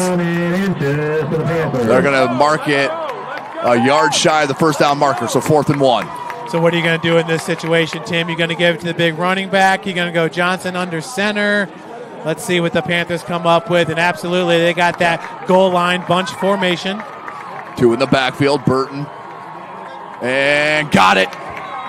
He got it. 2-yard pickup there from Burton. Just wiggled his way through to move the chains. 6:35 left and a huge first down for the Panthers. Absolutely, and that's the right call all day. Braylon Burton has got the strength. He's got the speed. He goes 210 pounds. He's bigger than most of those defensive linemen and all the linebackers there for East Noble. And while with the lead block, just getting it done. Looks like that was Tank Pascal in the mix as well. So they'll go back in the I formation, 2 wide receiver set. Neal and Robinson are your 2 wideouts. Burton's got blocking. He's got space on this near side. Great block by Robinson. And Braylon Burton will take it to the house from 36 yards out. Snider is right back into this ball game. B-Train getting it done on that play right there. There's a flag. They may give Robinson a hold. Oh, it looked like a good block live, but the side judge threw the flag.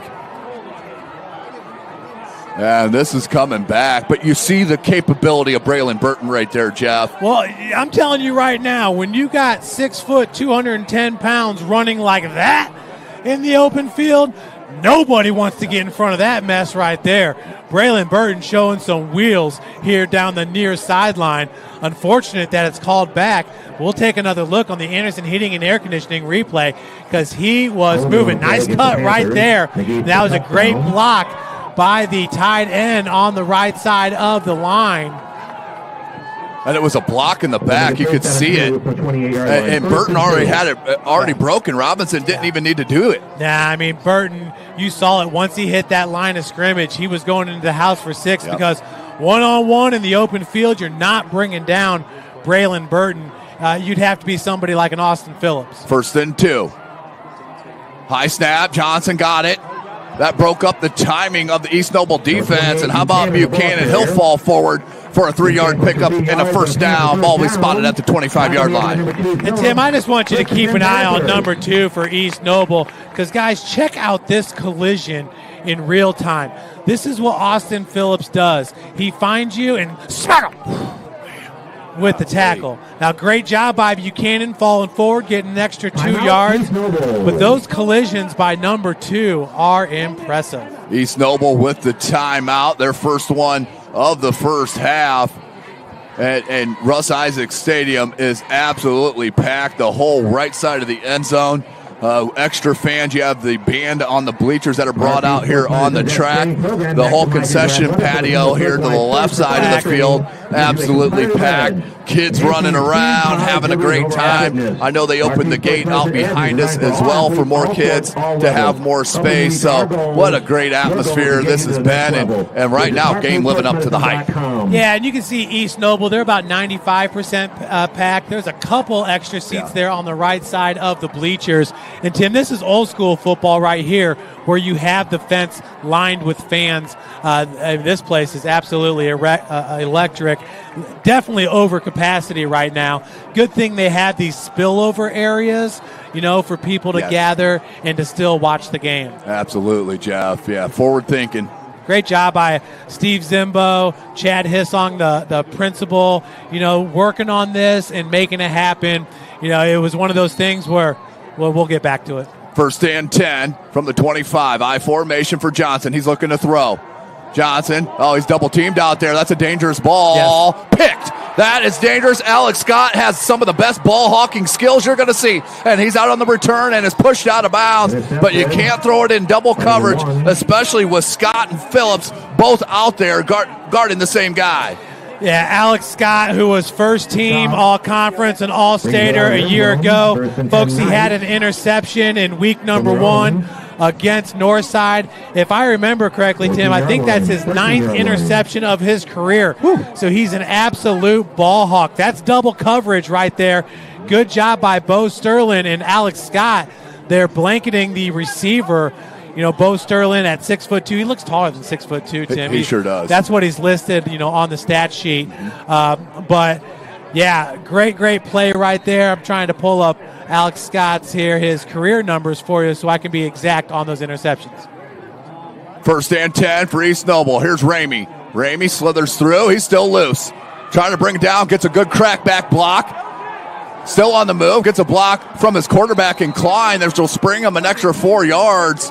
Wow. And I'm a little surprised that a blindside block was not called. That's been a point of emphasis over the last couple of years. A little surprising at that. But Ian Ramey looking like Marshall Falk down there on the field. Look how patient he is. Gets bottled up right there. You see the strength to get away from the tackle. The block by Alex Scott. And look clean to me, Tim. Perlick. He's going to take it inside the 40 to the 30 and pushed out of bounds. Man, oh man, Perlick. I mean, give him more touches. Tim, next time, smack me in the back of the head. I keep forgetting about this East Noble offense is so fast. We're looking at that great run by Ian Ramey. But yeah, Perlick, I mean, he's got some quicks down the sideline. Yeah, if he gets to the edge, it's dangerous for number 32, the sophomore, Aaron Perlick. The son of athletic director Jamie Perlick. 1st and 10, ball at the 30-yard line. East Noble moving it. They put this in the end zone, especially taking another minute and a half off or something. This is danger time. Hand, Perlick again. A little bit too slow of picking his spot right there in Fertil.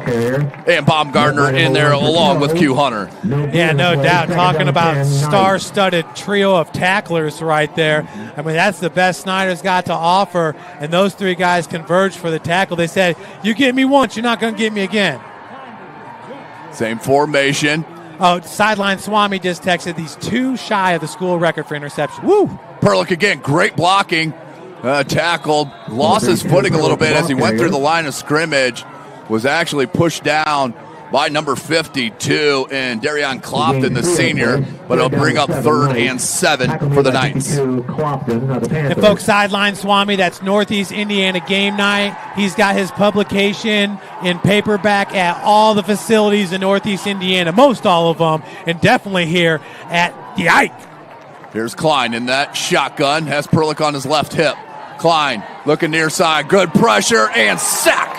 That was once again Clopton down low, and the sack for the Panthers to bring up 4th and 11 for the Knights. Clopton and Porty getting it done here for the Snider Panthers.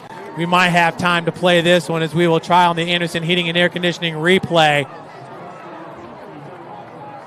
Of course, I didn't scrub it far enough, but Klein feels the pressure, steps up in the pocket, and that's where Clopton was able to squeak through off the block with the sack. Great job by that defensive line. 4th and 11 from the 31-yard line. Pair of wide receivers the far side, lone wide receiver the near side, Slater. Klein with Perlick with him. Good pocket, steps up in the pocket across the middle. Wow. Touchdown, just short. Wow. How about that pitch and catch to Alexander Phillip to make it 1st and goal. East Noble on 4th and 11, and they're in a hurry up here. Can't say enough about Easton Klein in this game. Impressive, Jeff. Boy, he threaded the needle right there to Alex Phillips, and that's in the middle of the field. There was nothing but black jerseys around him. They're going to go in a wildcat here with Austin Phillips. I can see it right now. I can feel it right now. Yep, Klein goes off the field. So does Slater. They're going to go goal line formation in a wildcat, I bet. Let's see. Well, Austin's on the line right now. Oh, he is. So is Alex Scott. end. This might be Ian Ramey or Alex Phillips. Taking the snap. Oh, they got to get this figured out. Yep. That's smart there by Head coach Alex Stewart, who's in his third year at East Noble, folks, 25 wins, only 3 losses. This is his 12th year of coaching overall, 79 wins and 42 losses. Update from Lures Stadium. Andrean up 13-0 over Lures. Andrean now 3A. They won a state championship last year, I do believe. Yes, Andrean beat Brownstown Central 7-0 last year under head coach Chris Skinner. Northside up 20-0 at New Haven. Remember, Drake Bowen came from Andrean, the great Yeah. linebacker for Notre Dame. Decatur Central up 27-0. Second quarter. Wow. In between two defenders. Thread the needle. That was a beautiful Easton pass, Klein. I mean, I am sorry, but he's making his presence known in this one, Tim. So they will go And I'm in the not Wildcat. sorry, I'm happy. Alexander Phillips in the Wildcat. Straight draw, lowers the shoulder, Touchdown. trying to get it in. No signal yet. No signal. No touchdown. East Noble Knights. 2:52 left in this second quarter. Take advantage of the interception. Take it the whole length of the field and score it for 6. Woo! Wow, wow, wow. And I think he got it on that first plunge there, Tim. He got held up or bottled up there at the line after that first plunge, tried to reach over with the ball with 2 hands, which is always scary because they can swipe that one away. That first hit right there is what got him over the goal line. In for the PAT, Gage Gillespie. Klein in to hold. Right now, 25-7, East Noble. I'm telling you, a lot of people were sleeping on them. Lures responds. The Lures looks like they got the ball now off a turnover. That kick is up, and it is good. 26-7 is our score. Also, we have an update up in Toledo. Bishop Dwenger playing DeSales up there in Toledo. They're up 21-0, Jeff, early in the second quarter. Wow. Yeah, Easton Klein, I mean, that was... This is unbelievable. 26-7. Roll that pass play again, Jeff. Oh, yeah. Let the kiddies know out there the specialty on it. Now, it helps. It starts with the clean pocket, number 1. And number 2, you got to lay that ball in there. And it was tight traffic fitting it in, Jeff. Oh, no doubt. I mean, there was nowhere to go with this one. You got to thread the needle, and that's exactly what he does. Look at that. A defender behind Alex Phillips and a defender in front of him. Q Hunter was luckily there to make the stop. But, I mean... That's a big-time throw, Jeff. You're talking about high IQ when you're talking about number 3, Easton Klein. He goes 5'10", 165 pounds. If he so chooses to continue his football career, I could see him at a real high-level D3 school. And there's some good ones when you think about Wabash and you think about DePaul, some of the better D3 schools in the country right here in the state of Indiana. And, you know, they play for that Monin Bell, and this year is going to be the first year ever it's off-site. They're going to play at Ball State this year. Oh, that's going to be cool for them. Because DePaul's renovating their stadium. Oh, well, their loss is Muncie's game. 100% on that one. I mean, it's a really special game. So Snider has to answer. They have all 3 timeouts, 2:52, but down by 19.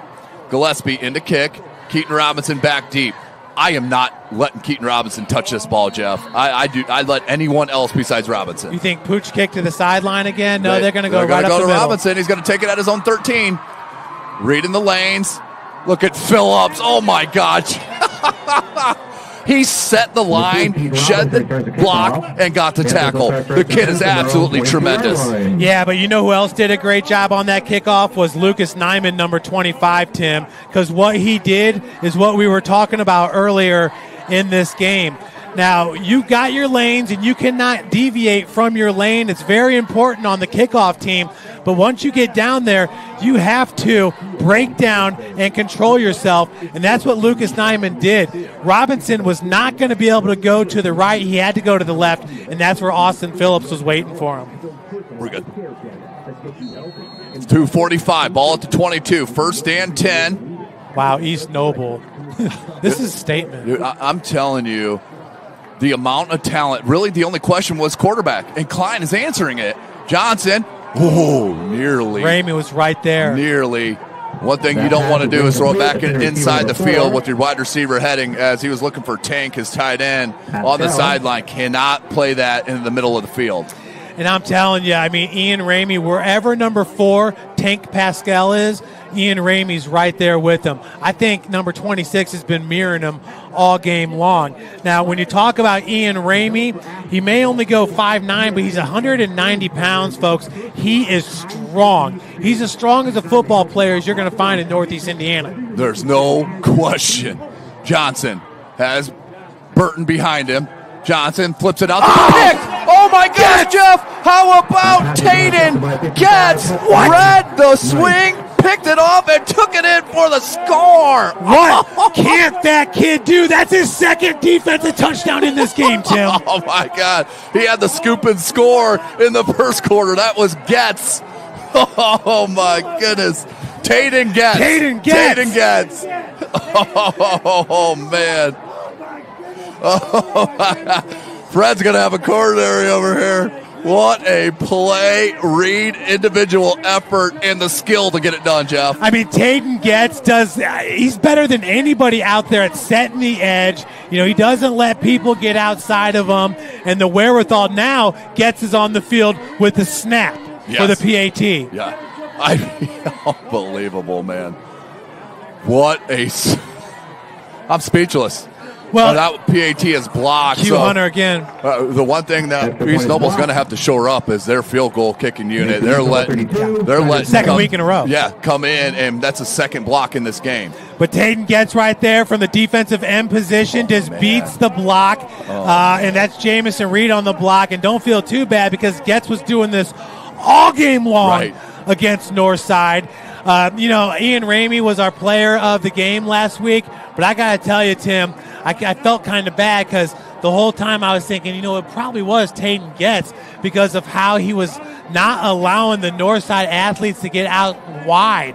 He just plays his position so well. Now watch him once again eat up the block from his defensive end position. Getz right there. And you know how he does it, Tim?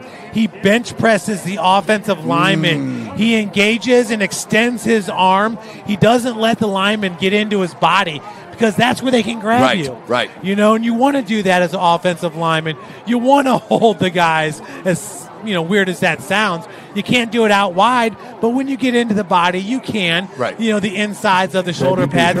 Get's not even going to let you do that because he presses the lineman, which is what you're taught to do.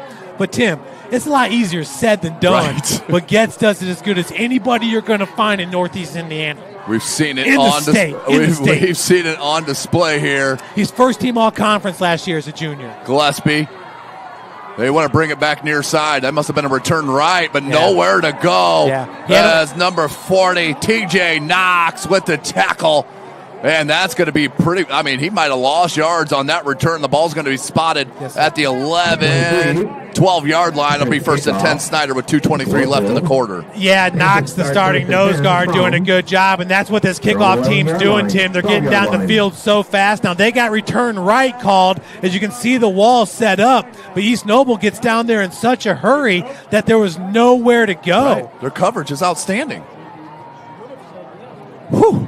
Wow, let's catch a breath here. 32-7, East Noble absolutely rolling. Taden Getz certainly all-state just from, 2 weeks. So 6 quarters of play. No question. They're going to hand this to Burton. Burton trying to break a tackle, but Ian Ramey brings him down. Check it. That was Nyman with the stop. Tackled by 25. Yeah, and Lucas Nyman just doing a good job of holding on right there and wearing down Burton because at that point, that's all you can do from the big man. Braylon Burton, only a junior, and I think his stock is going to rise this year. Something fierce for the Panthers. But once again, a great read from his middle linebacker position and holding on to make the stop. You made the tackle. I mean, I don't care what it looks like. I'm just happy for you because that's not easy to do. No question, Jeff. Also update, how about the Eastside Blazers at halftime up 7-0 over Adams Central, Jeff? Wow, Joe Bridgman. Johnson looking for Tank. Got it. Look at the hands. Just natural. Absolutely natural. Tank takes it inside the 40. Tackle near the 35-yard line. Tank Pascal, the bright spot here for the Panthers. Rumble, big man, rumble. Let's take another look at Tank Pascal, and I want everybody to focus on the hands. He has very soft hands for the first-year tight end. fresh off the basketball court. Gets into space. That's where it's thrown. Defender slips down. Pascal with a nice cut inside. Gets hawked down by Nyman. Nyman, who is a running back for the Knights. Johnson hands Burton. Good blocking this time. Well, that's going to be a hold.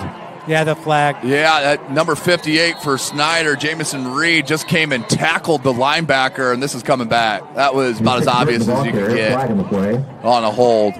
Carroll's up 3-0 over Center Grove. Woo! How about Northside up 28-0 at New Haven?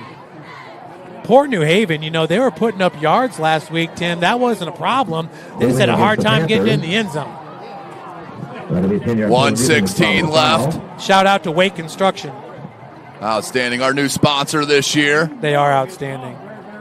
Great stuff. Any type of remodeling. Hook up. Wake contract, and there is your hold call. This will be a 10-yard loss from the spot. We'll replay first down. Ball will be spotted at the 44. Check at 43-yard line. And we were just reminded that Snider great Jabbar Robinson, his daughter Brooklyn, scored the first ever touchdown on this field playing for the girls' flag team here at Snider. Also a basketball player. Yep. For Coach Reggie Tharp. Here's Johnson looking for the quick throw. Out to Neal and just cannot connect. Just been a little bit off from time to time on these timing routes, Jeff. Absolutely. I don't want to say continuity or anything like that, but he's been under pressure all game long. So, that hasn't been easy for him. These are all timing patterns, and we've seen it a few times in this game, just off by a couple yards. Once that gets cleaned up, this offense is high-powered. Johnson. In the pistol, Burton behind him. Trips far side. Turns, hands, Burton shows the shake. Cuts it here to the 4, gets a stiff arm, and inside the 40, out of bounds to stop the clock with 51 seconds left. We'll get some of that penalty back, but it'll bring up second, and we're going to call it 13. Yep, second and 13, third and 13, for Snider with 51 seconds left. Well, and Tim, you called it last week. You said that Tank Pascal might be like an Andrew Leeper type from Homestead, where he ends up going D1 after 1 year of playing football. And right there, that block was able to spring Braylon Burton. Johnson in that pistol. Burton behind him. Step drop back. Steps up and threw it behind and nearly picked off by Neiman. That will bring 4th and 13 up for the Panthers. Now, what do you do, Jeff? 46 seconds left. East Noble just has one timeout left. But do you risk it here? I mean, you get the ball to start the second half, does Snider. Yeah, kind of scary thinking you're going to give East Noble the ball with 40 seconds left to play because they've shown that they are high-powered, especially with Alex Scott out there, Alex Phillips and company. They're going to go for it. Here we go. Johnson, 4th and 13, 46 seconds left. Blitz comes up the middle from Phillips. They rolled outside to Tank, but that's not an 18. Look at this Tank. Freight train. Just breaking tackle. Oh, my goodness gracious. He'll be about 3 yards shy of the first down marker. That will be a turnover on downs. East Noble will take over with 35 seconds left at about the 23, check it, 27, 28-yard line. And let's see what they choose to do here. One timeout left. Do they go with the run, see if they break one, and then go from there, or do they come out firing right away with Klein? Because he's shown his arm in this first half. Yeah, all I know, Tim, is you better get off the tracks when the tank is rolling through. Bro. I mean, breaking tackles like it's no thing out there for Tank Pascal. But, I mean, honestly, if I'm East Noble, I'm probably just kneeling it and getting into the half because I don't need any negative momentum. I feel real good about myself. Either way, though, they get the ball to start the second half. Can you believe that? That's amazing, yes. So here we go. 35 seconds left. Let's see what Coach Stewart and his staff has in store. Is that Ramey in the backfield? It looks like it. No, I think that's Nyman. Oh, the cutback against the grain. That's Ramey. That is Ramey. Ramey to the 35, upended, pickup of about 7. 25 seconds clock rolling. Just one timeout remaining for East Noble. And they may just let this roll out here, Jeff. Boy, did you see that electric cut right there by Ian Ramey? I mean, he is 100%, everybody. Had a fantastic spring. on the baseball team. You know, he brings speed and power from that second base position. Right. Honestly, I can really see him next level, really concentrating on baseball, Tim, because he's a five-tool player for you. Yeah, and at this size as a football player, you're just going to have limitations when it comes to recruiting. It's just unfortunately the way it is. So what a first half by Coach Alex Stewart and the East Noble Knights, absolutely making a statement here on the opening night here at the Ike. 32-7, our halftime score. We'll take a break. We'll come back, talk about the first half a little bit, give you some score updates live.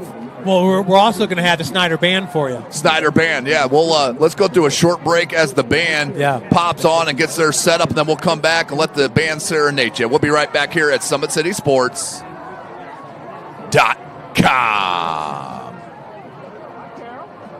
Welcome to the Summit City, home to the 260's dedicated high school athletes and fans.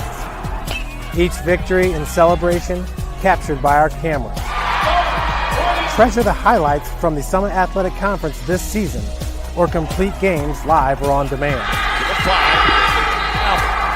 After all, nobody's more proud to call Fort Wayne home than SummitCitySports.com. I started playing football when I was 4 years old in the Cub Football League at Leo. My freshman year of high school, I really started to notice that there was something different about how I played compared to what some other people were playing like. So then I started to develop more. I started to see the results, and then being able to go to Iowa was a big opportunity for me. Being able to train here at PSM has really given me an edge over my competitors. Working on my speed, and that's the name of the game nowadays, is who's the fastest guy on the field. Being able to put my body in different positions to allow me to be in the best position during the game. It's so important to not take those days off and just get into a place like PSM where they have flexible hours, and it's good for college athletes to come in and just train. The athletes has always been here, you know, and they're getting better. You know, I'm watching, you know, Summit City Sports, man, they're doing an awesome job. And, I mean, that's a plug. Them dudes are doing an outstanding job. And I'm able to be in Nashville and watch games on YouTube that they're broadcasting, and I'm seeing the talent. And it is just truly outstanding. And, I mean, you guys have seen the talent that's in the NFL now from Fort Wayne, Indiana, the talent that's coming up now, and the talent that, you know, is just here, man. It's really cool. Developed for athletes of all sports, PSM's Edge training program is a personalized, high-intensity experience designed to help you outperform the competition. Whether you're looking to enhance your speed, strength, power, agility, or overall fitness, our expert training staff will build a program that adapts to your schedule while maximizing your overall performance. Now accepting athletes 12 years old and up. Get started today. Schedule your free evaluation at PSM Sports. Ready. Welcome back, ladies and gentlemen. SummitCitySports.com halftime break. And as we do, we're going to give love to the outstanding bands around our area. And we're going to throw it down now to the Snider Panther Marching Band on their performance as they start setting up. But before we throw it down there, how about the outstanding performance from Easton Klein? I want your quick thoughts, Jeff, on what you saw. You know, everybody was talking about that's the question coming into this year, and it looks like he's answered the bell. Didn't have to last year or in the week one last week, but this week they needed it, and they're getting it from him. Well, I will say this, Tim. You know, last week what I did see out of Easton Klein was the poise. Yes. And that's exactly what you're seeing in this game, too. Because, remember, they ran that double wing, so you didn't have a whole lot from them. Let's welcome the Mighty Panther Marching Band. Easton Klein, they have 3 or 4 for 55 yards. Marching competition show entitled. So let's go down to the Snider Panther Paul Band here at Russ Isaac Stadium for their first performance ever on campus at the Ike. And Jayla Bobright.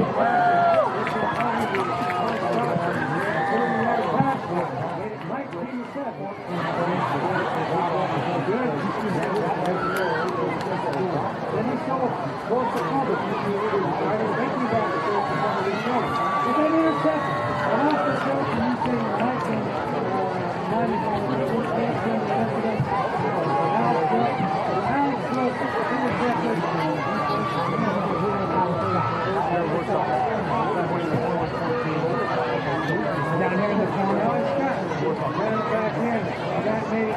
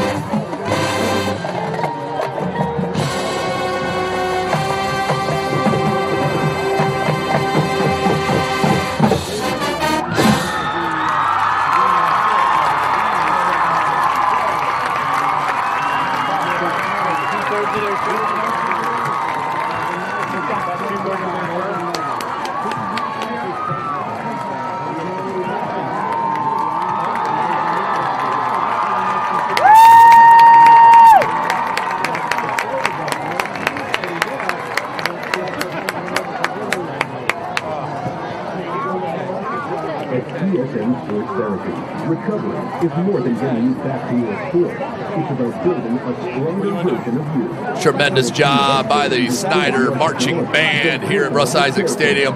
We're going to take a break here to pay our bills, and we'll be back to start the second half and talk about it a little bit right here live on SummitCitySports.com.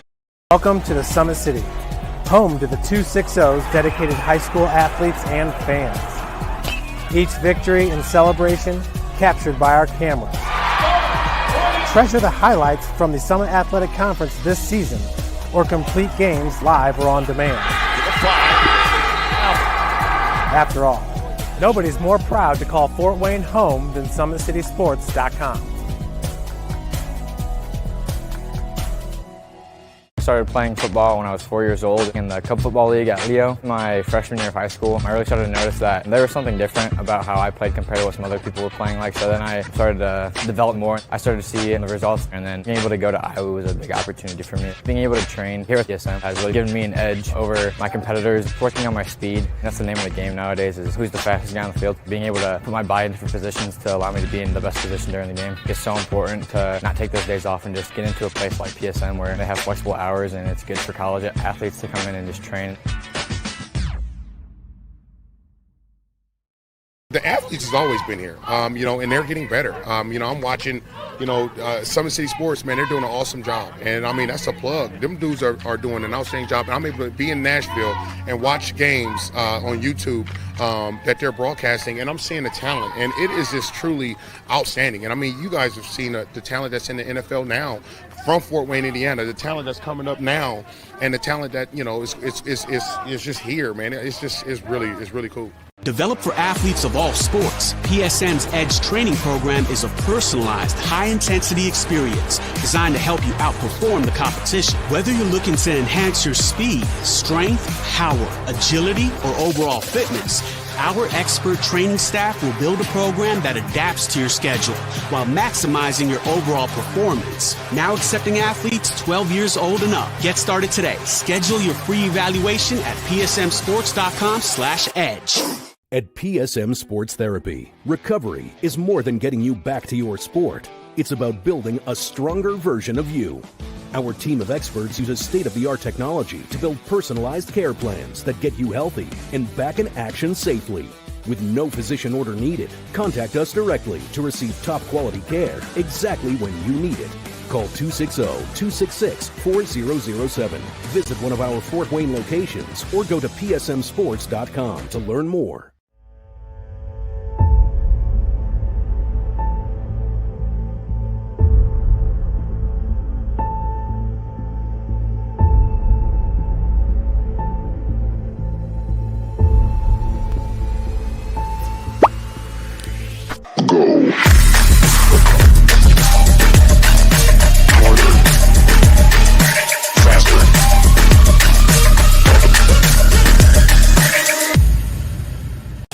Here, every athlete is one of one.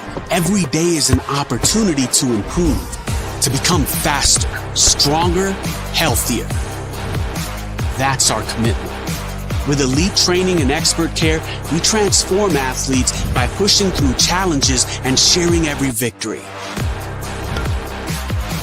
PSM, you've got goals. We help you get there. Learn more at psmsports.com. Anderson Heating and Air, locally owned and operated with over 50 years of experience. Call us today and get a free quote on a brand new furnace and AC, financed and available. Don't wait. Call us today and sign up for a maintenance agreement and stay cool. Our maintenance agreements will ensure that you're first in line if you have an emergency, and we'll send one of our service techs out for cleanings twice a year. Call us at 557-0958 or request an appointment on our website. Call Anderson Heating and Air, where your emergency is our emergency.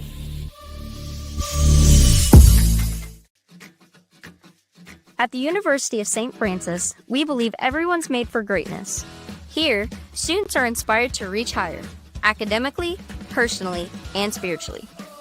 We're not just shaping minds, we're forming servant leaders with purpose and heart. Rooted in faith and tradition, we prepare students to live lives of virtue, service, and joy. This is where faith meets reason and where students discover who they're truly called to be. Discover greater. Tired of waiting for a doctor's referral to start physical therapy? At Indiana Physical Therapy, you don't need a prescription. You have the power to choose where you go for expert care. Our experienced therapists will help you get back to doing what you love. With over 19 locations, getting the care you need has never been easier. Take the first step towards a healthier, more active lifestyle. Visit IndianaPT.com to schedule your appointment today.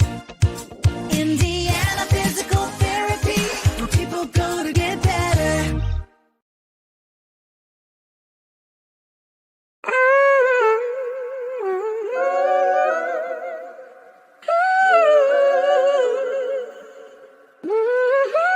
Damn, Kai, you going crazy. Huh.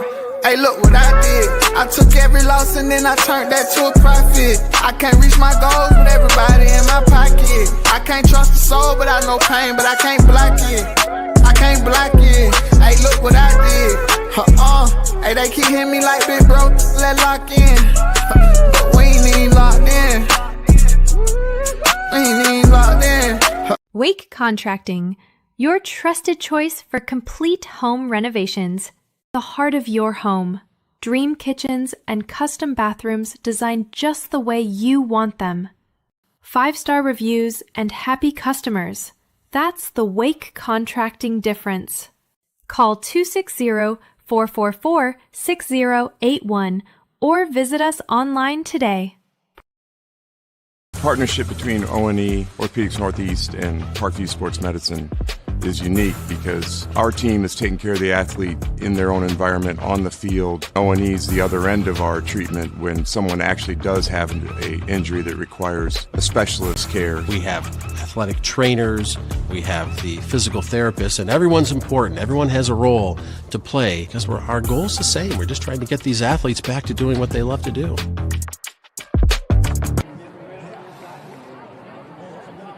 Welcome back, ladies and gentlemen. SummitCitySports.com as they put 2.5 minutes up until the start of the second half. Jeff, what an outstanding start by East Noble. They really got out here at the Ike in the opening game of the campus field here at Snider High School and really put the screws, forcing turnovers, taking advantage of those turnovers, special teams. Really, it was a near flawless first half for East Noble, Jeff, nearly. Yeah, nearly. You know, you had a fumble. These things happen. First and goal. Well, misdirection. Phillips, he's going to take this one in for the score. Austin Phillips with the 3-yard touchdown run. East Noble with the drive to start the ball game. Yeah, Austin Phillips making it look easy with some great runs on to be right now. A lot of that is because of the defensive pressure. Yeah. We'll take a look here at the second touchdown. Surveys the defense, looks to the sideline. Looks like they're going to roll with this play. Showing blitz up the middle as East Noble. It comes. Mills knocked away. Picked up. How about a scoop and score? Mills with the sack. Getz with the recovery and the touchdown. Knights. Mills is just living in the back. Third touchdown of this game, and this is a beautiful. The pistol. We have not seen Braylon Burton in quite some time. Good play across the middle. Robinson in for 6. Johnson finds Keaton Robinson for the 21-yard pitch and catch for 6. Keaton Robinson all alone on the post. Safety was in position and darn near made that stop. So that's impressive. We've seen a good game by him.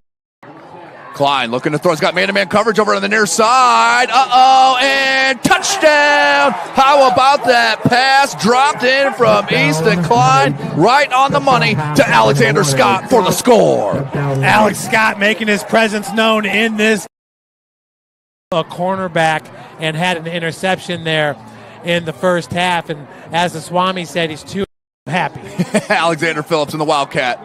Straight draw, lowers the shoulder, Touchdown. trying to get it in. No signal yet. No signal. No touchdown. East Noble Knights. 2:52 left in this second quarter. Take advantage of the interception. Take it the whole length of the field and score it for 6. For a while, Tim. Yeah, they did. You kind of felt like this was going to be a back and forth game. 5 I formation for Johnson. He's looking to throw.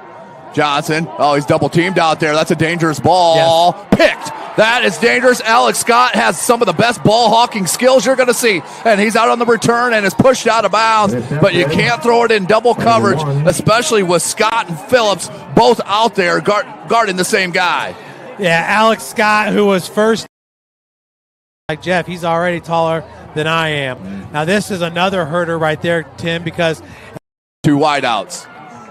Burton's got blocking. He's got space on this near side. Great block by Robinson. And Braylon Burton will take it to the house from 36 yards out. Snider is right back into this ball game. B-Train getting it done on that play right there. There's a flag. They make this field that can do it is an Austin Phillips. Yeah. But that hurts seeing that one taken away for sure. And, Slater. Klein with Perlick with him.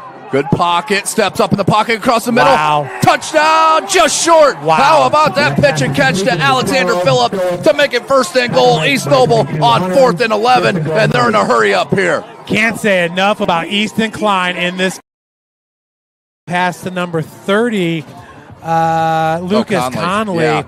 And the reason that one was so great was because he had to step in the pocket and he had to kind of throw that ball to space.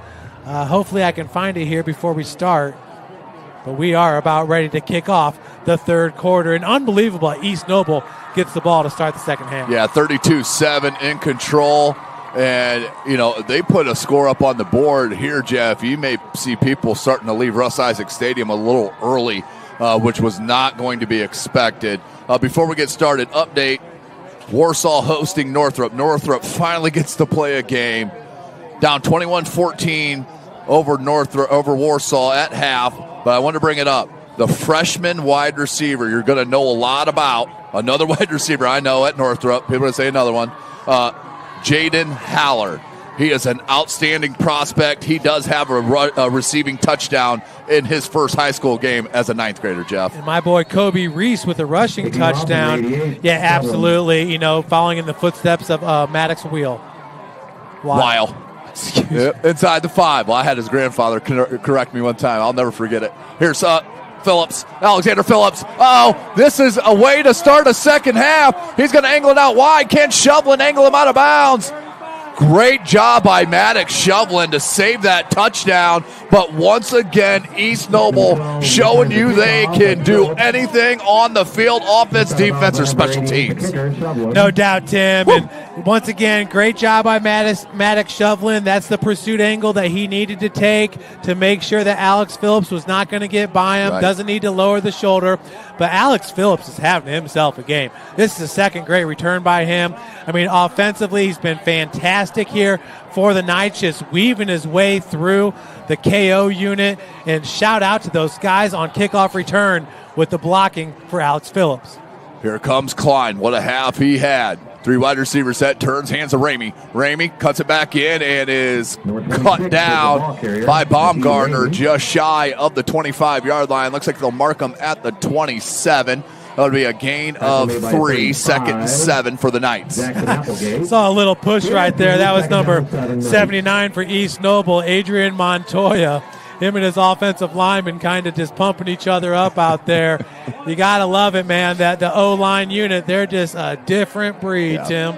25-point lead for East Noble. Moving the ball here after the great return by Alexander Phillips. Klein goes in that pistol once again with Ramey behind him. Now they're going to move him to the right hip, and we got a flag. There was 5 seconds on the play clock, so okay.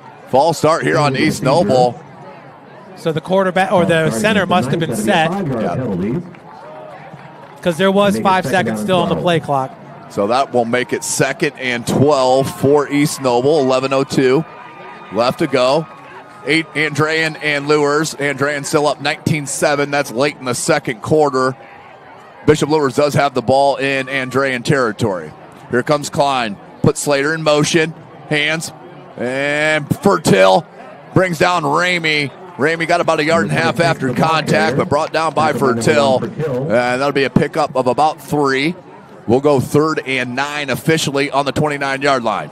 And once again, can't say it enough, East Noble is breaking in a whole new offensive line from a year ago. Ian Ramey has been fighting hard for his yards. Klein in the shotgun. Hard count. Trying to get him to jump off sides. Didn't bite, did Snider. Klein looks to the sideline for the play.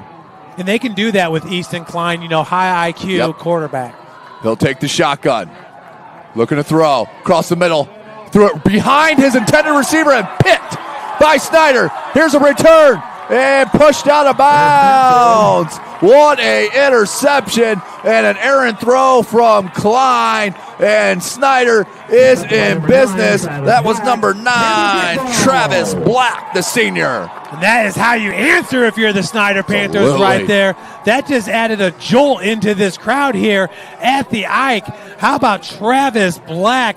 Black coming into today, had a quiet week last week. He is a senior, 5'10", 170. But, that's one of those passes that Klein wishes he could have back, because there was a lot of black jerseys in that area. Travis Black with his first interception of the season. So Easton Klein is human, ladies and gentlemen.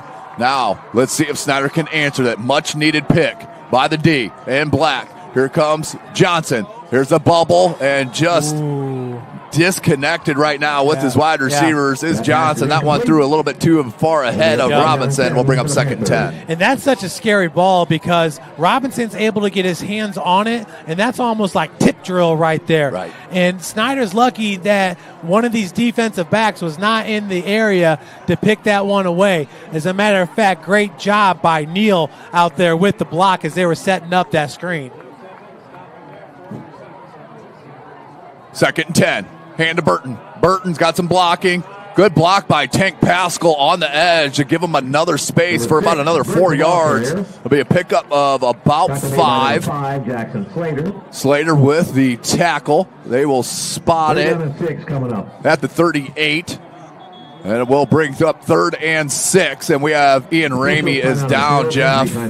He was cramping last week as He well. was. But look at Tank out there. Just throws the defender on the ground. That was Ian Ramey that was locked up with him. So hopefully he's not too hurt there. But Tank, I'm telling you, Tim, he doesn't have to do too much to be an effective blocker because he blocks out the sun. That's how big he is at 6'6", 330 pounds. All right, Snider. What an outstanding. Ramey is up. It was cramping. They were the trainer, PSM trainer, was pushing like it was a cramp. Yeah, and he left the game last week with that cramp, but this is not that type of game where they're going to be able to keep him on the sideline. They were able to do it last week. I don't think they're going to be able to do it this week against Snider. They need to get their best on best. Ian's going to do what he needs to do to get back on the field. But once again, big Tank Pascal, body type-wise, you don't see many tight ends like him. A lot of them are built a little bit leaner. Right. I told you earlier this week, he reminds me of Keith Jackson, the tight end back in the day in the 90s, a great pass receiver. It's just Tank's so much taller. Johnson goes back in that shotgun. Hands. Nope. Play action to Robinson. Robinson, can he break a tackle? If he did, that would have been a score, but a big 3rd down pickup. A great throw by Johnson to Robinson on a little skinny post. Yep. Absolute great pass. I mean, if there's anything they are in sync with, it is this post pattern. But I'll tell you what, Bo Sterling, once again, a great job coming up and making the sure tackle, saving that touchdown right there. Sterling's been impressive. Johnson, there in the hurry up is Snider. Hands Burton. Burton's got some space this time. Good cut. Puts it up and near the 35. They'll tackle at the 36-yard line for a 12-yard run on 1st down. They'll move the chains. Yeah, but Burton showing you the quicks there with that big frame. 6 foot, 210 pounds. Oh, there's a flag on the play. Let's see what the call is from the white hat. Snider, sideline, illegal motion, Jeff. Illegal shift on the Snider Panthers, so they'll bring that one Poor Braylon's got to be like, what are you guys trying to do to me right now? Let me do my thing. How about this score? Bluffton takes care of Churubusco 40-0. Yeah, there's no doubt about that. I mean, Bluffton, they got a really good senior class right there with Cooper Craig and Axton Best. This past spring, Bluffton made it to the state championship game in baseball. Tim, the first team from Northeast Indiana to do it since 2021. That's amazing. What? Absolutely amazing. Andrean up 19-7 over Lures at the half. Northside up 34-0 over New Haven. That's a halftime score as well. Southside is down up in South Bend. They're taking on St. Joseph. The Huskies, they're down 14-0 in the second quarter. Yeah, I saw everybody picking, Southside over South Bend St. Joe. I'm like, isn't that the team that I saw at semi-state last year? That played with a ton of sophomores. Yes, that's the same St. Joseph team. And only lost by 21 to Dwenger, and Dwenger was hitting on all strides at that point. That's correct. As East Noble saw, but they were the walking wounded in that game. 100%. Johnson, 1st and 10, ball to 36. Johnson comes near side and dropped through the hands of Jadis Johnson, the sophomore. Want that one back, I'm sure. When it rains, it pours, Tim. No question. 2nd and 10. There's so many things that could easily have gone Snider's way in this game, just haven't. We got some audio coming. Oh, okay. We got it taken care of. My goodness, I was wondering where it was coming from. I kept hearing something, and it was actually at my laptop. So here we go. Trips, Twins far side. Lone wide receiver to the near side. Johnson. Hands, Burton. Little stutter step, and will fall forward for about a 4-yard pickup. Will be. He pushed that pile 4 yards. I mean, he hit that pile at the line of scrimmage. It just shows you that Burton could easily push a freight train down the tracks himself. Off-season training. His dad, Willie, may have already had him do that. See right there, boom, first hit. It takes that whole pile forward. So Austin Phillips included on that stop. Yeah, I mean, the train yard isn't far away. I mean, we're right next to New Haven, king of the trains. No, somebody's going to get a good running back in number 6, Braylon Burton. Yep, they're going to get a steal. Johnson. And this time does hand again. Burton. And tackled about a yard and a half shy of the first down marker. Will bring up 4th and short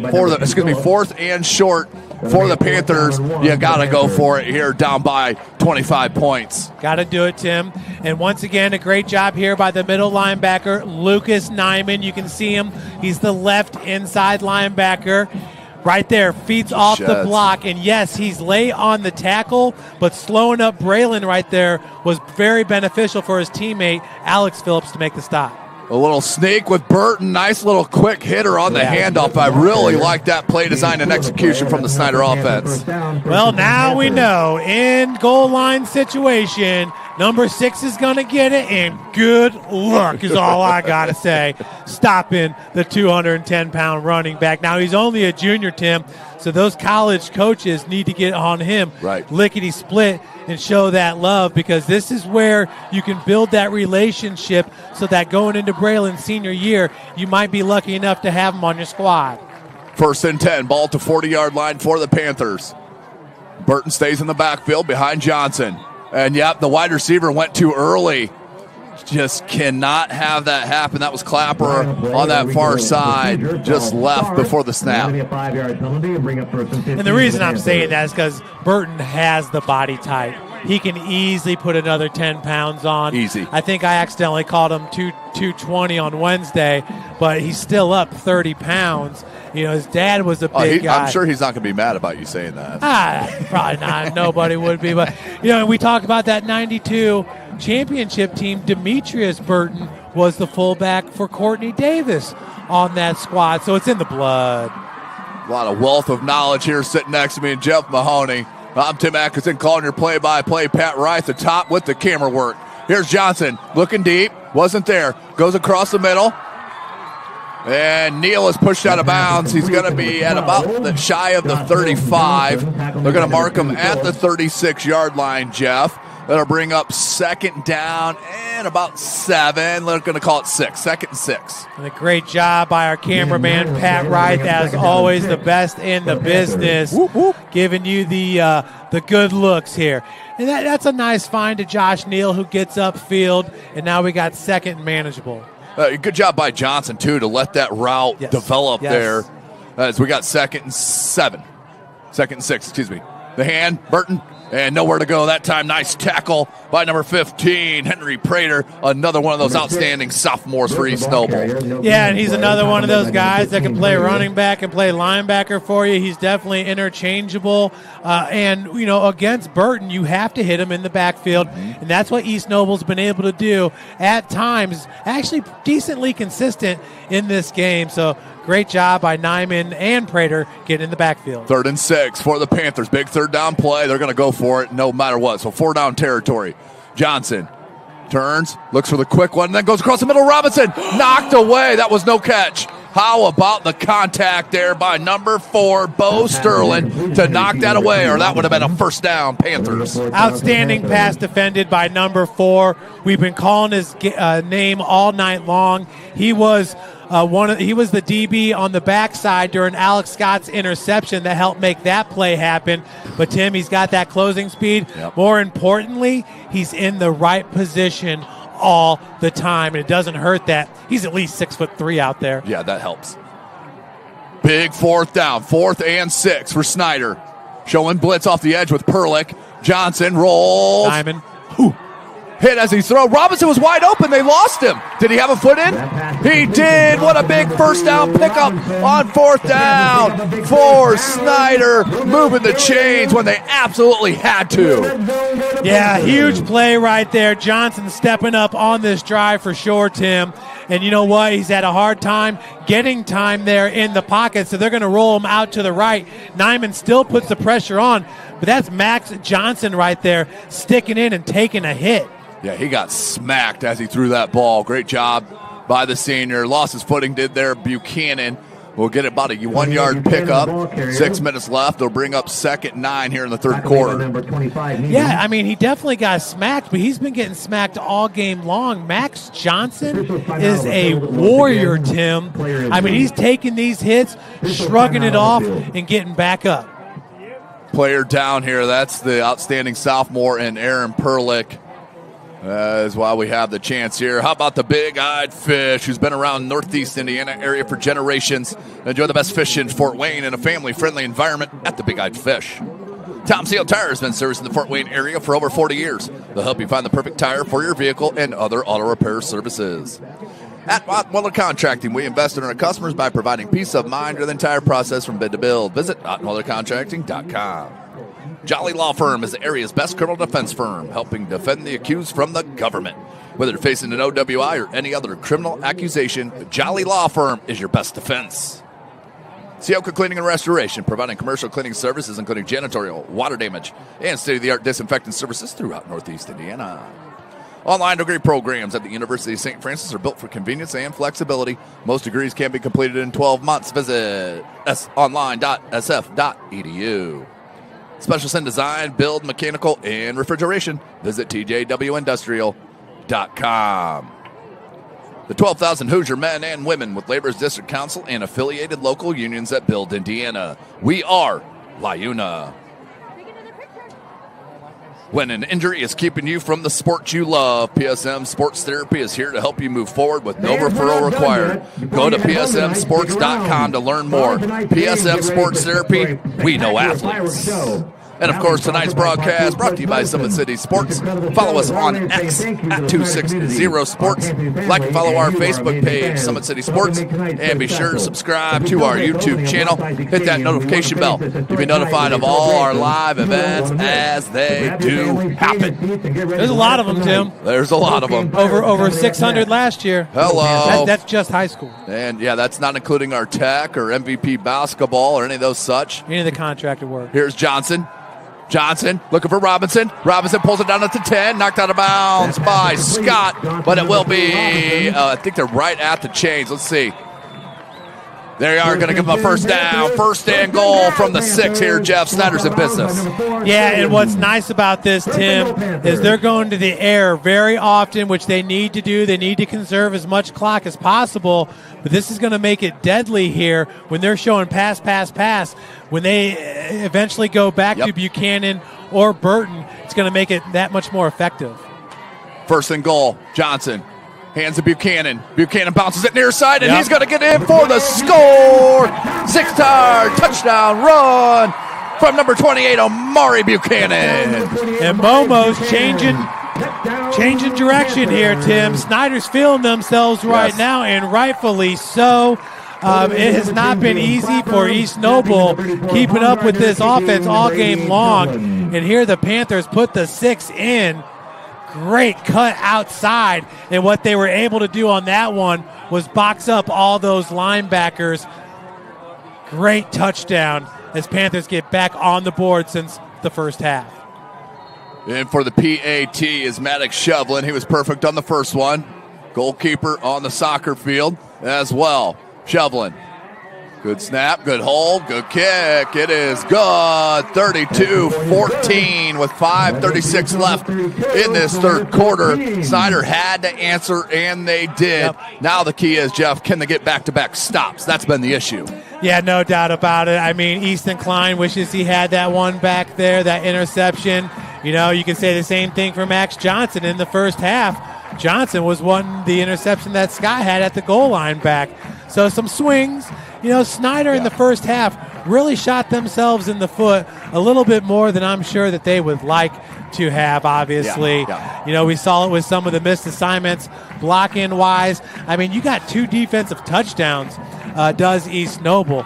So the offense was finding their rhythm right there, and I think that starts with the passing game, 100%. which will open up the run game for those big plays. We've already seen Burton break one for 40-plus. Unfortunately, it was called back on a block that was not needed at all, as you stated. So I think we still got ourselves a ball game, Tim, 32-14 with 5:36 remaining.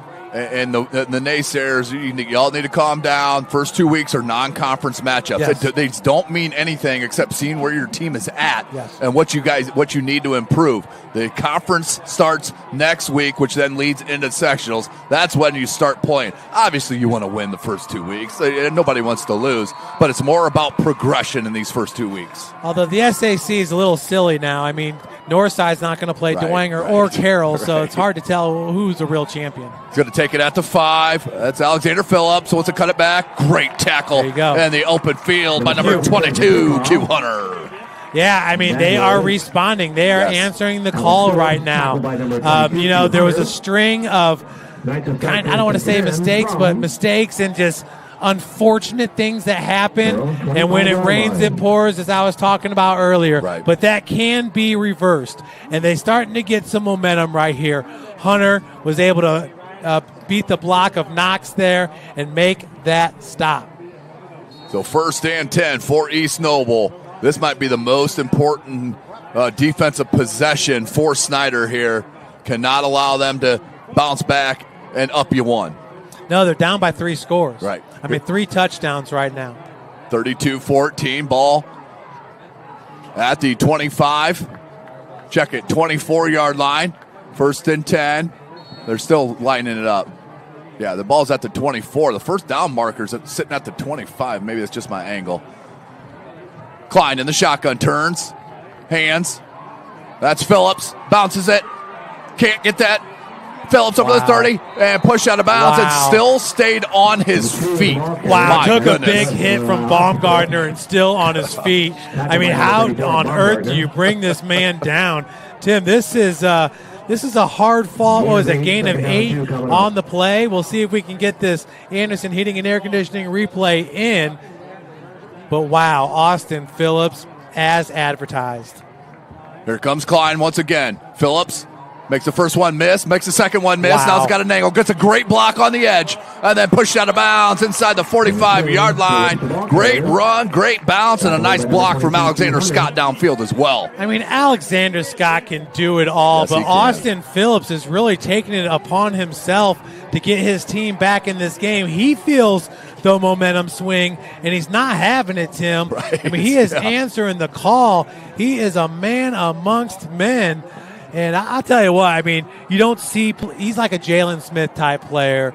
He's a Jesse Bates type Yes. player. Yep. They're just special. Klein hands to Phillips. This time he goes left side, gets a great block off the edge, spins out of the tackle, and it'll be just shy. They'll actually spot him about 4 yards shy of the first down mark. Will bring up 2nd and 4. We'll go back to that previous run right here. I believe we have some time. Cut off right there, breaking those tackles. Beautiful block, and you saw that Alex Scott got what he needed and did not do anything stupid, because if you continue forward, they turn their back, you can get that block in the back called. Klein, Phillips wants to bounce it. Stiff arm, gets through a tackle, and then it's tackled by a slew of Panthers, led by number 58 on the tackle, and Jameson Reed. It'll be a pickup of 2 yards and an important 3rd and 2 coming up. You know, we talk about the high IQ of Easton Klein. How about the high IQ of Austin Phillips? He makes that little jump there to make sure he's not getting hit at the knees, and he takes an easier hit. Snider nearly jumped twice on that hard count. Smartly, they did not. 3rd and 2.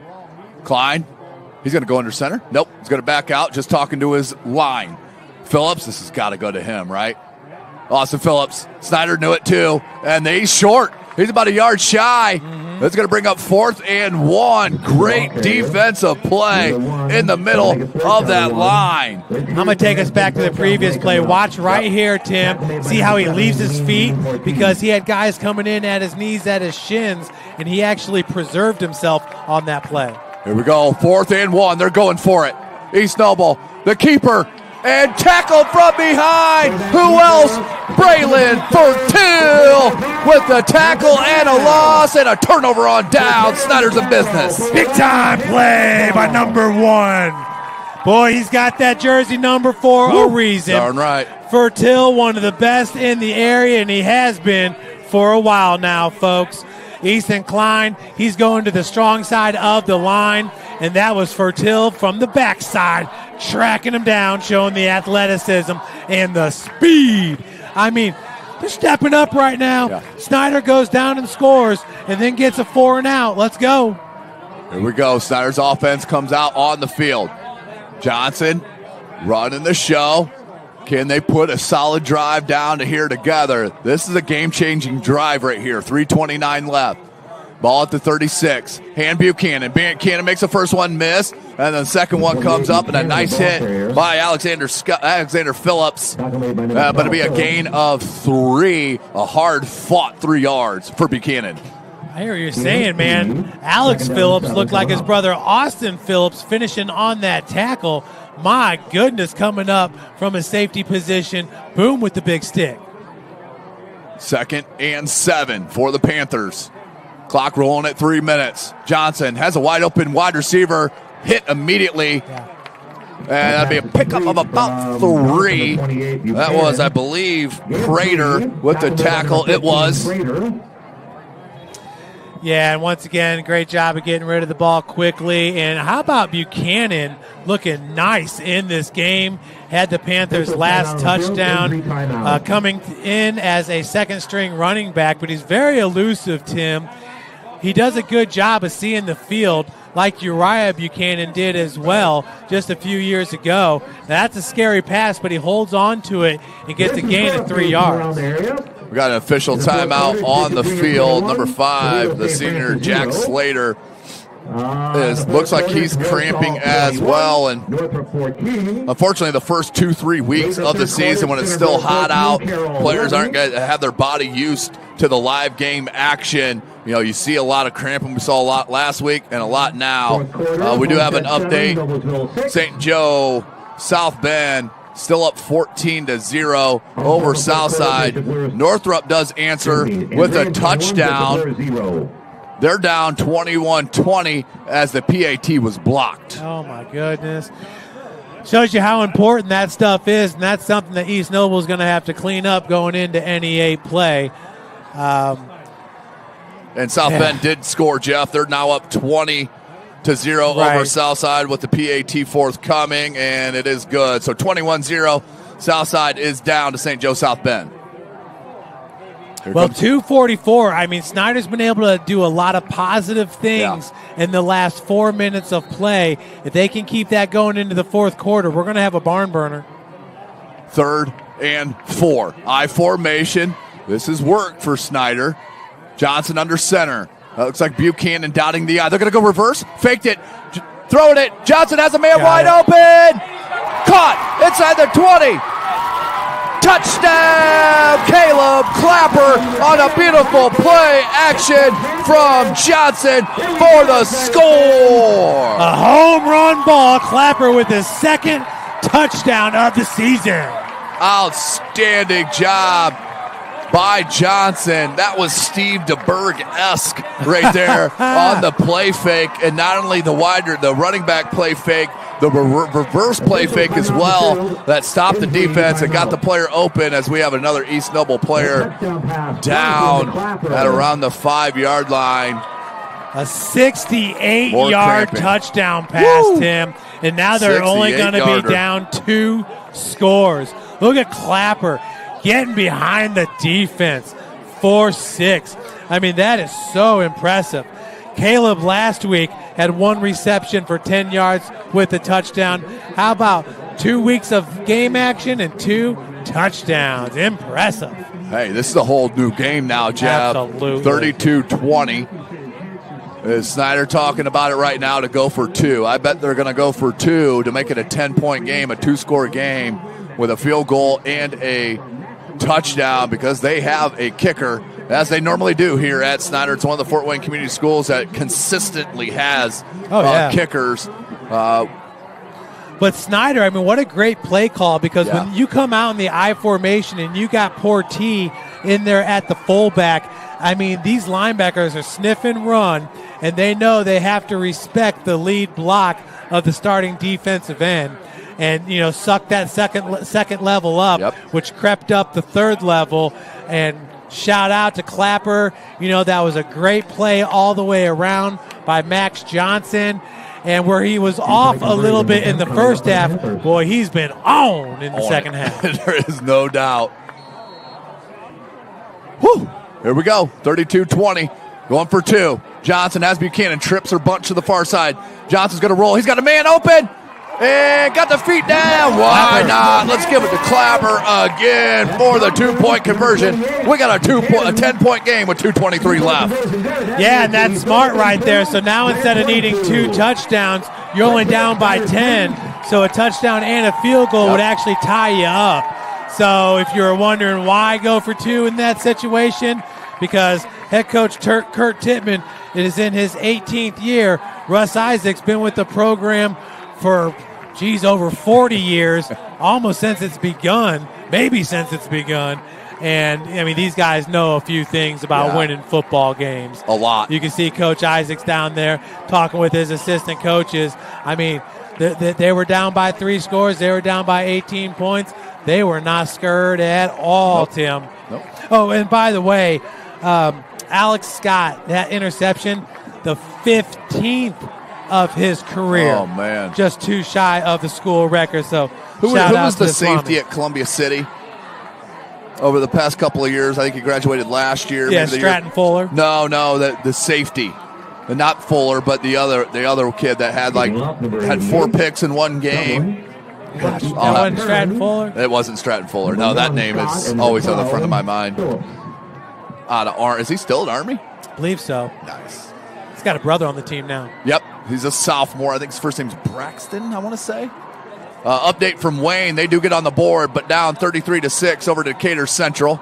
As Shovelin angles it near side. Perlick can't handle it. And then picked up by Scott. Alexander Scott, nowhere to go. Good kick coverage And that was the one who had the interception at number 9, Travis Black. So where you saw Snider with the yips a little bit in the first half, now you're starting to see it with East Noble. And that stuff is infectious. I mean, Tim, how many times you see it in baseball where, there's 2 outs and a runner at first and second, and next thing you know, the opposing team piles on 8 runs. I mean, it's just something where, like, if anything can go wrong, it will go wrong. Right. What's that, O'Leary's rule or some kind of... Law of averages? Something. Yeah, something. That's above our pay grade. Welcome, class of 1986 on the scoreboard. Shout out, class of 86. Here comes Klein. East Noble needs to answer. Remember, Ian Ramey is not in. Right. He got severe cramping again. That's going to be a gain of about a half yard for Austin Phillips. Will bring up second and long. Yeah, and that's a huge, huge loss for you right there with Ian Ramey. I mean, he just brings so much leadership, not only having that extra body, who's one of the better football players in Northeast Indiana, but a kid that's been doing it at a high, high level. Even as a sophomore, backing up Dylan Krell, every time he got in there, he was still averaging 6 yards a carry. Klein in that shotgun, 2nd and 8. Minute and a half we're nearing, and they're going to hand on the end around to Alexander Phillips. Phillips trying to find space. Tackled by Baumgartner and company. There was another Panther there. That was Baumgartner and Jakari Cole combining for that tackle. Yeah, both linebackers are having themselves a night for sure. Gavin Smith, That's absolutely. who I was thinking of. Thank you. Was that Jake probably? That was Casey. Was it? I didn't even see the number. That was Swami. Oh, okay. Shout out Swami for that. Klein, big 3rd down. Rolls out. Oh, what a pass, Jeff. Oh, my goodness. To Alexander Scott. Easton Klein, you can't throw a ball any better over the outstretched hand of the defender for a huge first down. Jackson Applegate. Wow. Boy, with his eyes as big as can be, and he's going to come up limping just a little bit. He thought he had pick 6. I'm not sure what's going on with his flickering. It's driving me crazy too, folks at home. But a nice roll out to the right and a nice block there. Boy, Applegate was on it just beyond his outstretched reach. Back to the action. Hand to Phillips. Phillips, he's got space this time. Good tackle in the open field once again by Q Hunter, but it's going to be a big pickup there on first down, be a gain of about 7. That's exactly what it's going to be. And it'll bring up 2nd and 3 for East Noble. 37 seconds left. They will have to snap it here. It's about a 6-second differential play clock to game clock. Somebody stepping on the court. I mean, this is getting real bad. Perlick in the backfield on the right hip. Austin Phillips is out, getting a break. The handoff to Perlick. Perlick, great vision, great blocking. Perlick over the 40, good stiff arm, inside the 30, inside the 20. Tackled from behind by Hunter, but a huge run by the sophomore Aaron Perlick, who keeps showing his skills, Jeff. Boy, what was that, like a 43-yard run for Aaron Perlick? You know, Tim, asking so much of Austin Phillips. Remember, he's still got to play defense, too. So for Perlick to be able to come in and do as he does is a thing of beauty if you're an East Noble fan. I mean, Aaron Perlick here, that's going to do it for the quarter. We'll come back to this replay after the break. So we'll take a quick break, come back for the fourth quarter. 4's in the air. We'll be right back. SummitCitySports.com.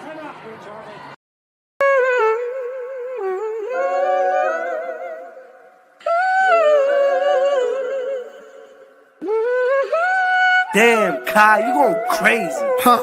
Hey, look what I did. I took every loss and then I turned that to a profit. I can't reach my goals with everybody in my pocket. I can't trust the soul, but I know pain, but I can't block it. I can't block it. Hey, look what I did. Hey, they keep hitting me like big bro, let lock in. But we ain't even locked in. We ain't even locked in. Wake Contracting, your trusted choice for complete home renovations. The heart of your home. Dream kitchens and custom bathrooms designed just the way you want them. 5-star reviews and happy customers. That's the Wake Contracting difference. Call 260-444-6081 or visit us online today.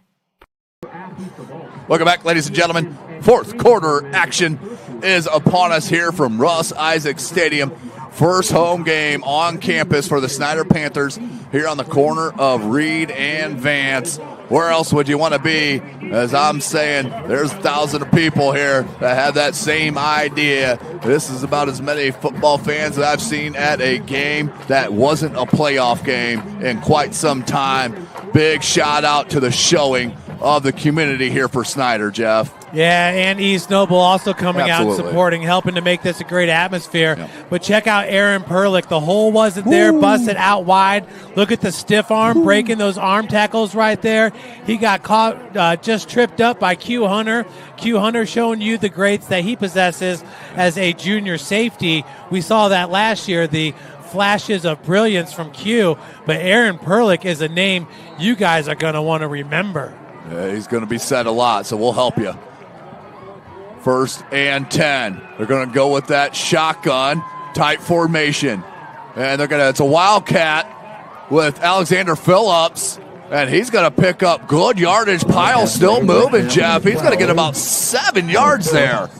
Yeah, and we saw that a little bit last week out of that double wing where Alex is just going to ride his brother Austin. You know, those two guys, brothers, I mean, they are simpatico. They know each other so well, and he just rides that block. And Alex does a good job of scraping off that stuff, picking up an extra 4 yards. Shout out Brian Rexrod. Murphy's Law, Jeff. That's what we were trying to say. Hey, we love the peeps out there. Listen, I'm glad you're paying attention. Here's Phillips. Alexander, that is. Moving the pile once again. Still moving. That'll gain maybe 2. I think they're going to spot this just outside the 5-yard line. So it'll be a pickup of 2 yards. 3rd and 2. 3rd and a long 2 for East Noble. Yeah, Tim, I was thinking Coughlin's Law from that movie Cocktail that had Tom Cruise. that movie came out when Snider won its first state championship. Oh, pretty much. Bro, look at that. Don't ask me why I thought of that. Coughlin's Law, classic. They're going to stay in this Wildcat with Alexander Phillips. Has his brother with the lead block. Phillips cuts it off the edge, dives forward real close to the first down. I think he's going to be just shy. Let's see, no signal yet. Yeah, there is the fifth. So 4th and short. It can't be a full yard. This has got to be go time here if you're East Noble. Clock rolling at 10:25. Well, I'm telling you right now, Javion Davis did an outstanding job. The defensive back up there on the top of your screen, crashing down for that tackle. Alexander Phillips, Wildcat behind Austin Phillips, and he got it. He's going to be shy of the goal line, but that's a first down for East Noble. Nice another wrinkle here to the East Noble offense that we're seeing through the first 2 weeks. And I believe that was Jakari Cole that was right on him. I thought Jakari might have had him stopped for short of the first down. Once again, Javion Davis. You see Cole right there, yeah. I mean, Alex Phillips is the real deal, everybody. No doubt. Taylor University. Getting a good one. Yeah, they're picked to finish second in the MSFA, tied with USF, and they're receiving votes in the NAIA top 25. Same formation. Phillips and Phillips in the backfield. This one's going to hand to Austin. He lowers the boom. Oh, my. Carries it. Touchdown. Austin Phillips, 2 yards. Score with 9:37 left to push the lead back to 3. I'm telling you, and if you're Snider, hey, that's okay. We got our pass game working. Like, we're still in this thing. Yeah, they responded. They could have a 17-point lead after this one if they can make a PAT, and they are going to go ahead and try for it, Tim, again. But Snider, you got nothing to hang your head on. You know, Perlick. That drive was brought to you by Aaron Perlick, number 32, Yes. because he did an outstanding job busting outside with that 40, maybe 6-yard run. But Snider's still in this thing. Gillespie for the PAT. Kick is up, and it's clean. 39-22 our score. 9:37 left, and East Noble answered the bell when they had to. After 2 straight scores by Snider, East Noble answers back, pushes it back to a 17-point game. But if you want to see what a man looks like, number 2, and he's only a sophomore. Tim, does he even have his driver's license yet? I mean, he can just move a pile like nobody's business. He's one of those guys that he just hits you different. Yeah. When Austin Phillips hits you, you feel it in every single bone of your body, Tim. Some guys are just built that way. And for people to put it in perspective, he's Jalen Smith-esque as a sophomore. When you saw Jalen Smith as a freshman and sophomore at Bishop Lures back in the day, he had that same type of frame, the strength, the speed, played both ways. High IQ. The kid has a future as an NFL player, staying healthy, luck, obviously, but he's got the intangibles, he's got the God-given ability, and he's got the willpower to take it to the next level. Oh, my gosh, this flickering is going to make me just burst. So Gillespie will come out. There must have been a penalty we missed, Jeff, because they're kicking this off from the 45-yard line of Snider. But probably an unsportsmanlike after. I mean, they're playing with such emotion, Snider is. They got themselves within 10 points to give up that touchdown. It's just heart-wrenching. I mean, it hurts so bad as a defensive player. But, no, it's from that patch, man. Wow. Here we go, Gillespie to kick it. Robinson standing inside his own 5-yard line. Gillespie, can he get in the end zone? And he does. That'll be out to the 20. It'll be first and 10 for Snider.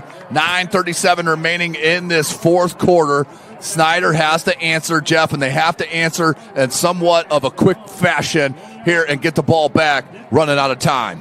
And that penalty was huge because how great would a Keaton Robinson KOR, an actual return, be? Instead, he's going to kneel it for the touchback, which is also okay because it's going to give you positive field position at the 20, but most importantly, no time going off the clock. But honestly, I'd rather roll the dice with Keaton Robinson returning it because he is something special, Tim, and we've seen that in the return and in the receiving game. Yeah, he's been a huge bright spot for this Snider offense, number 3 in black. He's in the slot on this near side. Yes, sir. And Prater's coming over to mark up on him. And they're doubling him each and every time. They got a safety over the top. Here's Burton. Burton tackled from behind by who else? Austin Phillips, and his pursuit ability is ridiculous. I mean, when he's got you in the crosshairs, Tim, he just delivers every single time, like hitting a buck from 300 yards out. Woo. We'll see it. Well, no, we got a little hurry up here from Snider. They're going to have to, Jeff. Got to do that. 3 timeouts, both teams still have. They're going to hand to Burton once again. Burton gets good blocking. Tremendous. How about Tank Pascal just taking Perlick out of there? And that left a nice lane for Burton to scat through for the first down. I mean, Tank can he can accidentally be a great blocker. I mean, that's his body size. I mean, he's automatic. East Side Blazers, they pull the upset and beat Adams Central 21-14. Oh, great stop. He saw the hole and plugged it. TJ Knox, the senior, number 40. Outstanding job. Yeah, I mean, heading into the season, Joe Brickman, I had him right up there with Axton Best and Freisinger as your top players in the area. Johnson looks across field and tackled immediately. Good pickup, though. Pickup of about 5, as that was Clapper on the reception from Johnson. I'm just so impressed with Alex Scott from what we saw last week against Northside. He's continued it here. Was great as a junior and a sophomore. He's just so impressive. He's a gamer.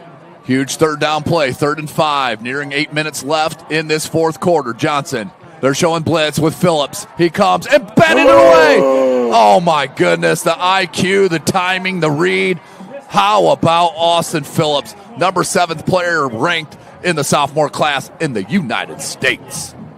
Wow, of America, everybody. Not the Lake of America, but the United States of America. Check it out one more time on the Anderson Heating and Air Conditioning replay from the get-go. Austin Phillips, I mean, he read that pre-snap. 4th and 5 for the Panthers. This could be the game, really, on this 4th down play. He's got Burton rolls out. Oh, what a catch! Clapper had to completely turn his body, Jeff, looking like Charlie Becker from the Indiana Hoosiers National Championship with the body control. Wow, Clapper has stepped up large in this game, Tim. That was a circus catch. Yes. Not only that was a 4th down catch to move the chain. No bigger play than that one there. Johnson turns, hands to Burton. Burton right up the gut. Burton runs through an arm tackle and tackled at the 40. Pick up 11 yards. 1st and 10, Snider. And they're up to the line of scrimmage looking for the play call already. A guy like Braylon Burton's going to wear you down, Tim, and it's harder and harder to tackle him as the game goes on. Yeah, these holes are getting a little larger, aren't they, Jeff? There's Johnson again. I'm handing to Burton again. They do. Burton comes near side, cuts it back in, and near the 30, tackled at about the 31-yard line, will bring up 2nd and 1 for the Panthers. Plus, I mean, the East Noble defensive line is just, they're just light, comparatively. Yeah. And later on in the game, those big bodies are just going to be able to push them back. Same formation. Burton stays behind Johnson. Max takes a snap, hands off to Burton. Burton cuts near side over the 30, little jump cut to the 25, and it's tackled, but another 1st down pickup. The chains will move as the clock stops. Excuse me. 1st and 10, 25-yard line. The thing you got to understand is Tayden Getz and Landon Mills are two-way players. Yes. So they're not just defensive linemen, they're also playing offense for the East Noble Knights. And timeout called on the field by the Snider Panthers. And 7:08 left in this 4th quarter. That's what it could be. And, yep, there's a timeout on the floor. Jeepers. Here, let's throw it to break real quick, Jeff. Throw a 30-second commercial up. Before I lose my mind. Yep, and we'll come right back here at SummitCitySports.com. Contracting, your trusted choice for complete home renovations. The heart of your home. Dream kitchens and custom bathrooms designed just the way you want them. 5-star reviews and happy customers. That's the Wake Contracting difference. Call 260-444-6081 or visit us online today. We're at? Right along the... Oh, we're back. Because we're trying to figure this thing out. Welcome back, ladies and gentlemen, as the flickering continues here. It's a different setup at a new facility. Tim, I think we got it right now. We're looking clean enough, I think. It was bad there for a second. So it will be 1st and 10 for the Panthers. Moving the ball nicely and in chunks, which is key. Got to get big yardage. Dwenger wins 35-0. Heritage wins 7-6 over Delta. Wow. And then the east side over Adams Central is a doozy as well. That sure is, Tim. So here we go. Adams Central now a 3A school. Johnson in that shot in the pistol. And he's going to look to pass. Cross the middle. And got it. And just off the fingertips of Clapper. Receiver number 10, Clapper. And can't pull it down. Warsaw up 29-20. Just so impressed with Clapper. He's a great route runner. He's got really, really good hands, as we saw with that circus catch just moments ago. And now what do we got? Now it's 2nd down and 10 with 7:02 remaining in this game, Tim. Whatever you did, I think that helped a little bit. I just walked closer to it. Who knows? You scared it. Johnson and that shotgun. Hand to Burton. Burton's got some space. Cuts it over to the 20. Little cut back to the lane and is spun down at the 15-yard line. And smart job to keep him in bounds. Did Phillips. That'll bring up 1st and 10 from the 15. But the clock's going to start rolling here as the chains get set. Yeah, and Snider's offense is getting set, so they're ready to go. Burton is stepping up large here late game. 6:50. Clock continues to roll. Johnson hands to Burton. Nope. Play action. Out to Clapper, Neal. Neal makes a great move. Tackled at about the 2 or 3 yard line. It'll bring up 1st and goal, and the clock will stop until they reset the ball. But you got to get up to the line of scrimmage if you're Snider, because they'll restart this here real quick. Yeah, no doubt, Tim. And when we're finding something out about Snider in this game, I mean, they have got composure here. Yes. Midway through the 4th quarter, down by 17. Look at that math you just threw out there, Jeff. That was beautiful. That got some education. 6.5 left. Johnson's going to go under center. They've shown this double. Oh, and they threw it again. They ran that formation twice, and they ran it or into a pass twice. I didn't see a signal. Yep, touchdown! The Snider Panthers on the legs of Max Johnson takes it in for the 2-yard quarterback keeping score. What a play right there by Coach Tippmann and this staff as all eyes were on number 6. Yes. And Max Johnson said, don't mind if I do. So 39-28. Maddox Shovlin in for the PAT. On the hold, once again, Caleb Clapper. Great block there by Keaton Robinson out on the right side. Oh, that was great, Jeff. Yes. Very subtle, very subtle. This is a huge PAT. Looks like there's a flag on the field. That's his terrible towel. Oh, great hold. Tremendous adjustment by Caleb Clapper, the holder. He had to bring it back a little bit over the shoulder, got it down for Shovlin, and Shovlin does what he does, and that's make kicks. I mean, Caleb Clapper is the type of kid everybody wants on their team because they can plug so many different holes. You know what I'm saying, Tim? Yeah, absolutely, Great Jeff. job by Caleb Clapper, his catch made that drive. Yeah, 100%. If you guys will remember, it's going to be nice when you tweet that one out because that'll be one of our most viewed plays, Tim, I think, from the weekend. All the plays, I'm going to try to get them out before I go to bed tonight, so look for the highlights to come out maybe 1:30 this morning. Yeah, I was going to say you don't get to bed till about 3. Wake up at 7 to get the kids to their events. Well, luckily tomorrow I don't have one, so your boy can sleep in a little bit tomorrow.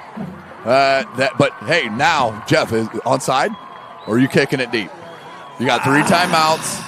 I mean, because East Noble did score on their last drive. I mean, I think this would be a good opportunity for an onside. You can see KO unit is heavy to the left. They are. So we will see. We got 6 on the left, 3 on the bottom of your screen, Tim. They're missing a player.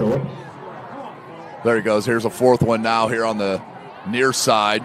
Yeah, the late player to get on there was Wims, who had some nice kickoff returns. 6:14 left.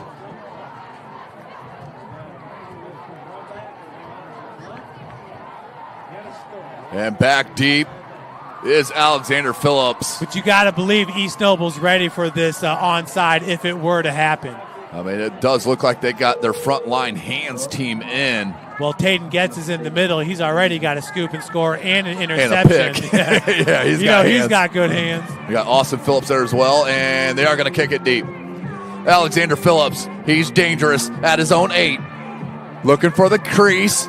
Good tackle there in open space right at the 25-yard line. And that was once again Q Hunter. I'm going to be interested to see, Jeff, when the stats come out on how many tackles Q Hunter either has solo or combined with an assist. He feels like he's been on a lot of them.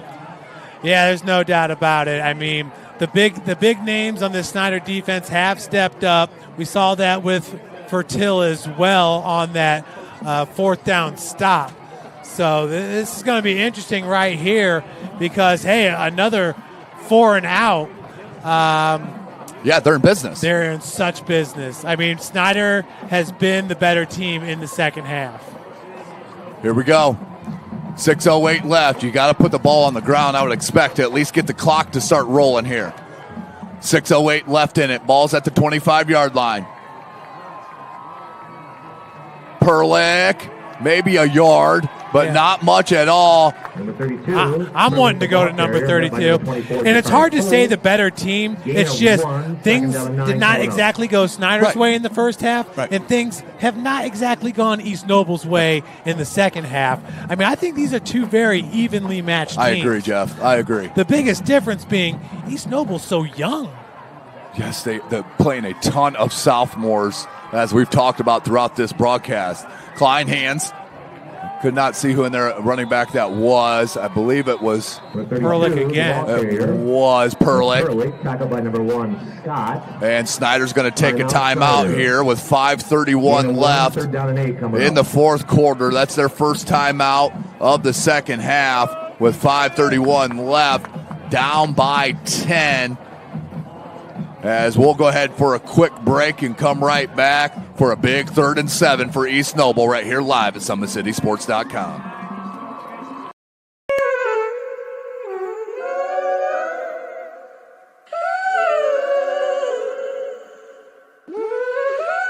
Damn, Kai, you going crazy.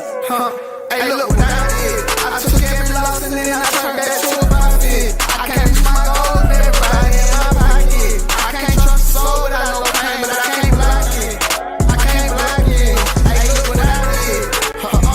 Hey, they keep hitting me like they broke. Let's lock in. We ain't locked in. We ain't locked in. Get that off. 3rd down play coming up. Welcome back, ladies and gentlemen. 5:31 left in this 4th quarter. Big 3rd down. Klein rolls, looking for a man. Cuts it back, throws it deep. No one there. Good throw away. Yeah, threw it away. So 5:24. Snider's going to get the ball back here. The punting unit will come in for East Noble. Whew. Don't go anywhere, folks. Yeah, and you feel like Snider's going to march right down this field and maybe not march right down, but they're going to make it happen. They're going to do what they need to do. And so they can kick that PAT and be down by 3 points, which is what I think they would do. Right. I would be scared to go for another 2-point conversion. Me too. And not keep that alive because, like you said, Tim, they always have good kickers. Maddox Shovelin's amazing. Yep, he's another one down the line. We got a late entry for East Noble. 2 on the play clock. He's got to get set. They're going to have to kill another timeout. That's going to be a delay of game. Oh, wow, no whistle. That was 3 seconds after the play clock went to 0. Yeah. It's a really good East Noble bounce inside the 50, but I'm not sure how all the officials missed that. Yeah, and the Snider sideline is absolutely fired up, as they should be. I would be, too, like East Noble was for that PI call in the first half. Right. Maddox Shovelin did hit a field goal last week against Warsaw, just to let you guys know of the leg strength. I mean, Maddox goes 6'3", 170 pounds. You don't normally see a lot of place kickers that got the kind of strength and length that Shovelin has. Well, he's got a great opportunity to be a really good goalkeeper in soccer. But if you can kick a field goal and kick it from deep, somebody's going to want to grab you. There is no question about it. It is a huge, huge weapon in football. Tim, we got these commemorative cards so here. Awesome. Snider, no place like the Ike. We want to thank Harold Chevrolet Ford and Ben Davis Chevy Ford for providing these for the fans. These are really special. They're awesome. 1st and 10, ball at the 48-yard line. Snider needs to move it quickly. Johnson in the shotgun has Buchanan, hands it to him. Buchanan lowers his shoulder and tackled by Austin Phillips at about the 45. That's where they're spotted. It'll bring 2nd and 3 for the Panthers. I mean, Omari Buchanan is the goods. He's a little bit different than Braylon Burton. He's got a little bit of electricity to him. Definitely not 210 pounds, but a really good running back. 2nd and 3. Hands Buchanan. Buchanan snuck through and tackled just maybe a positive yard. Yep, that's going to be a 1st down +1 of the sticks. But you got to hurry the line here. 4:41 left. They're going to start it here as soon as the chains are set. Can I tell you that Buchanan earned that one big 100%, time? 100%, Jeff. Johnson rolls. Looking. Robinson had the double move and then cut back. What a route by Keaton Robinson. He had a double move that ended with a hitch. Tremendous stuff, Jeff. There's a hurry up here. Yeah, and that's with East Noble playing this cover, too. I mean, they are playing pass all the way right here. That was absolutely Keaton Robinson route running to make that happen. And late player, he does get off the field in time. Buchanan rolls into some traffic there that time. That's going to be tackled by who else? Number 2, Austin Phillips. Pickup of about 4. 2nd and 6, Snider. 4:08, clock rolling here. Johnson back in the shotgun. Buchanan stays behind him. Twins far side. Lone Warriors to the near side is Neal. Botch handoff. Yep. And that's going to go nowhere and tackle. That's going to be a quarterback keeper number 7. They're going to say no gain. By 55 gets. Wow. Snider. Yeah, good time out there by Coach Tittman, Tim. That's exactly what I was thinking. Absolutely. Need to talk about it. Slow your squad down as well. 3:52 left. And you're not having a seizure. There's just something happening with the hookup here. It's a different setup than normal. Yeah, we're patched through. They're patched through kind of the Wi-Fi type stuff, but I'm not sure if it's 3:52 left in this. And timeout on the floor, or on the field. Maybe somebody like put their chair down on the court. I don't even know. I don't know where it ends up, Jeff, so I'm not. Is it going to the wall? Yeah, it's going to the wall over there. Hey, Snider students. But it could be also on top of the press Get box. out those cell phones and text mom and dad for that ride home. Tell them to come out to the ballpark, out to Russ Isaac Stadium. It's that time. Make sure that you stick around for the fireworks show, but text mom and dad for that ride home. Have them meet you out here. Yeah, there sure is.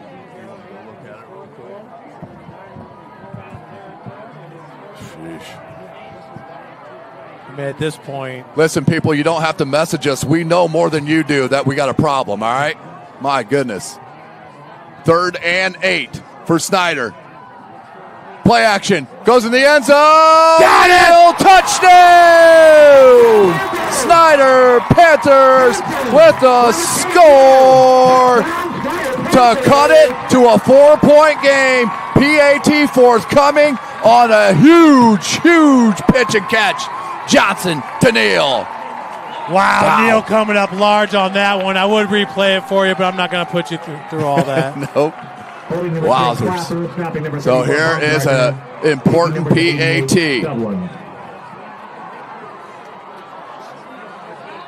In the shotgun. Actually, I'm sorry, PAT with Clapper as the holder. Maddox Shovelin in for the PAT. His most important PAT of his young kicking career. And that's up, and that is good. Snider almost completing the comeback, down by 3:46 left in this fourth quarter, and the Snider faithful are absolutely loving this comeback. Yeah, disco night at the Ike. As you can see, Neal gets behind the defense on this one, just beyond the outstretched reach of, I don't know if that was Bo Sterling, but Neal, I mean, all the way around, these receivers have been fantastic when you talk about Neal and you talk about Clapper, Tim. Wow. Well, 3:46 left here at Russ Isaac Stadium. And I mean, East Noble has got to run that rock. They have got to get something going. Yes. They have not been able to do it. Not having Ramey out there has just stymied them. They tried to go to Perlick last drive. That really wasn't working. So what do you do, Tim? Instead of trying to run out the clock, let's get Klein more involved and let's pick them apart. If you're Snider, just continue to do what you do. You're so stout in that defensive front seven. Yeah, you're going to have to pick up one, most likely 2 first downs. Well, 2 first downs is what you're going to have to do, or it's just not going to happen. Yeah, like I said, this could be up on top of the press box. You just don't know. Right. So Shovelin, he'll set it up for the kickoff. 3:46 remaining. What a comeback here for the Panthers. Back deep. No, they got 2 back deep in Perlick and Scott. Shovelin, the walk up and the boot. And it will be Alexander Scott. Wants to go far side. Gets a block from Perlick. Has to hurdle a player, which slowed him down. And all the momentum right now with the Snider Panthers, ladies and gentlemen. 2 timeouts remaining. East Noble with 3. Yeah, and I can only assume East Noble had return right called on that one, because if Alex Scott just gets up the field, that's where he can use his speed, his breakaway type speed. You see him running to the right. He was looking for a lane to unfold, and it just did not happen. the kickoff unit the last few times down has been outstanding for Snider ever since that big Alex Phillips return. Warsaw does beat Northrop in Northrop's first game of the season. Yeah, but Northrop did play him tough. They did. One-score game. Here's Klein. Check it. That's Alexander Phillips. They're going the Wildcat, and Phillips breaks one out over the 35 to the 40. Cuts it back in, needs to stay in bounds. Does smartly. How about the IQ right there from Alexander Phillips, breaking it out and then falling down to keep the clock rolling. Yeah, and they're needing a little help with the blocking, and that's where that Wildcat comes into play, Tim. You got his brother Austin out there along with Perlick to go with Alex Phillips, and what a run. Like you said, couldn't have come at a better time. 3:25, clock is rolling. Snider with one timeout left. And you got still 17 on the play clock. Ball at the 45. Wait, Snider with 2 timeouts left. They do. Phillips, Alexander, and the pistol. Keeps it. Uh-oh, another one.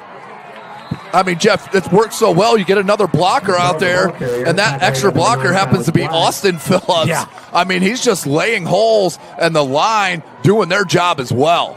Yeah, it kind of reminds you of what we saw from Knox last year. Miles McLaughlin breaking the single-season rushing record. And with him out there at the Wildcat position, now you don't have a quarterback, so you do have an extra offensive lineman. I mean, you got 10 football players out there with Miles McLaughlin. So I think East Noble's going to stick with this one. Absolutely. 2nd and 3. Don't change it here. Alexander Phillips and that Wildcat. He's going to go behind Austin again. Austin, another one. This is going to be a hold. This is coming back. That was right in front of the white hat. 2:19 remaining. Clock stops on the penalty. They'll re-spot it 10 yards from the spot, and that was one of the linemen there for East Noble. A good run from Alexander. It looks like he's shaken up a little bit. Might have had a stinger in the arm. Let's see. I haven't seen an official call. Usually those stingers, you can work that off. It usually takes a play or two. And, obviously if you're a guy like Austin Phillips or Alex Phillips, that's not pulling you off the field. Right. You just kind of work your way through it. Now, he does have that shoulder brace on his left arm, so it could be a reoccurring thing. I know my senior year of high school, I went through it a lot. But I'm telling you what, he is not going to come out this game, as you mentioned, Jeff. But they are missing Ian Ramey. Thankfully, they are heavy at that position. Yeah, that and linebacker, right? And the two that he's plays. For Ian, you hope that it's nothing serious. I've not really tracked him on the sideline. 2nd and 13 for East Noble. Same formation. They're going to hand to Austin Phillips this time. Lowers his shoulder. Good low tackle. Baumgartner in there first. And then helped as well by number 18, I believe it was, Keontae Martin. And I think Snider's going to get a timeout. They will. Their second timeout called of the second half. 1 remaining, but a huge 3rd and 11 coming up here, Jeff. Wow. Wow. Yeah, we'll take another look at it. You talked about it's number 34 with the locks out there. Cole Baumgartner, that's read and react. I mean, like a lightning shot in there for the tackle. And that's mano a mano with Austin Phillips, a junior and a sophomore. I mean, that's as good as it gets right there. That is a big-time collision, a big-time matchup. Baumgartner's been playing his heart out, as have all the Panthers, because especially for these seniors, like a Fertil, this is it. This is the first time they're ever going to have a first game at the Ike. Right. We got to get this dub. Yeah, there's only a first time for a first time. Right. That's what I was trying to say, Tim. And the thing, Murphy's Law. Yeah. Coughlin and all those guys.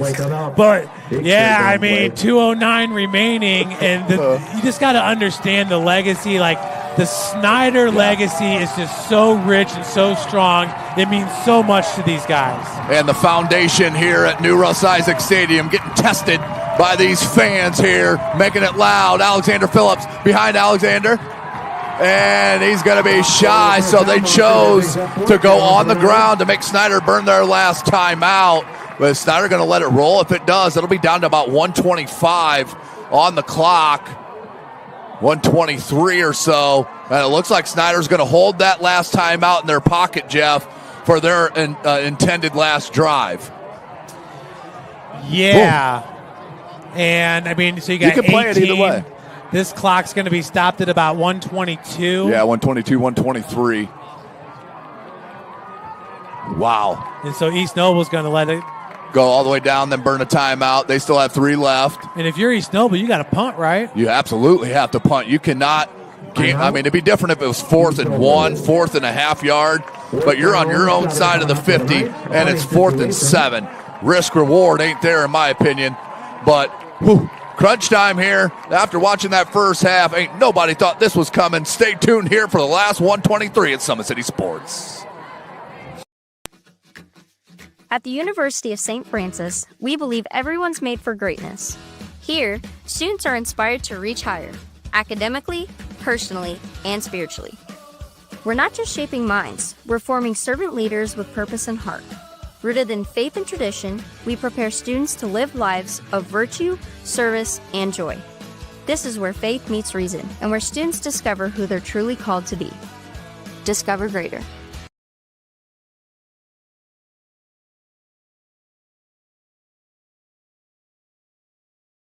That was weird. Welcome back, ladies and gentlemen. 123 left. Thanks for hanging with us. New stadium, new problems. 123, 1 timeout remaining for Snider. Unbelievable atmosphere. Unbelievable comeback. 4th and 7. Got to punt it. Alexander Scott in. Standing at his own 35-yard line. Oh, beautiful punt. Yes, it is. And fielded, dropped. Here comes. And what a tackle. Aaron Perlick. He's just the next one up for East Noble, Jeff. No doubt about it. He's been a gamer through 2 weeks of the season. Perlick getting down there and making the shoestring tackle. Yep. And Tim, that was a huge, huge tackle for the East Noble Knights. Yep. Here on the Anderson Heating and Air Conditioning replay, like you said, nice punt by Scott. Beautiful. Fielded at the 9-yard line and just trips up Wims. Wims, who had a big kickoff return in the first half. So you know he's lightning in a bottle. He could have taken that one to the house or at least set this offense up for good field position. As it is, they're going to have it at their own 11. Max Johnson. Buchanan behind him. 1:14 left. Ball spotted at the 11-yard line. Johnson looks for the bubble to Robinson and threw it low. They're going to have to work on that timing a little bit of the bubble screen.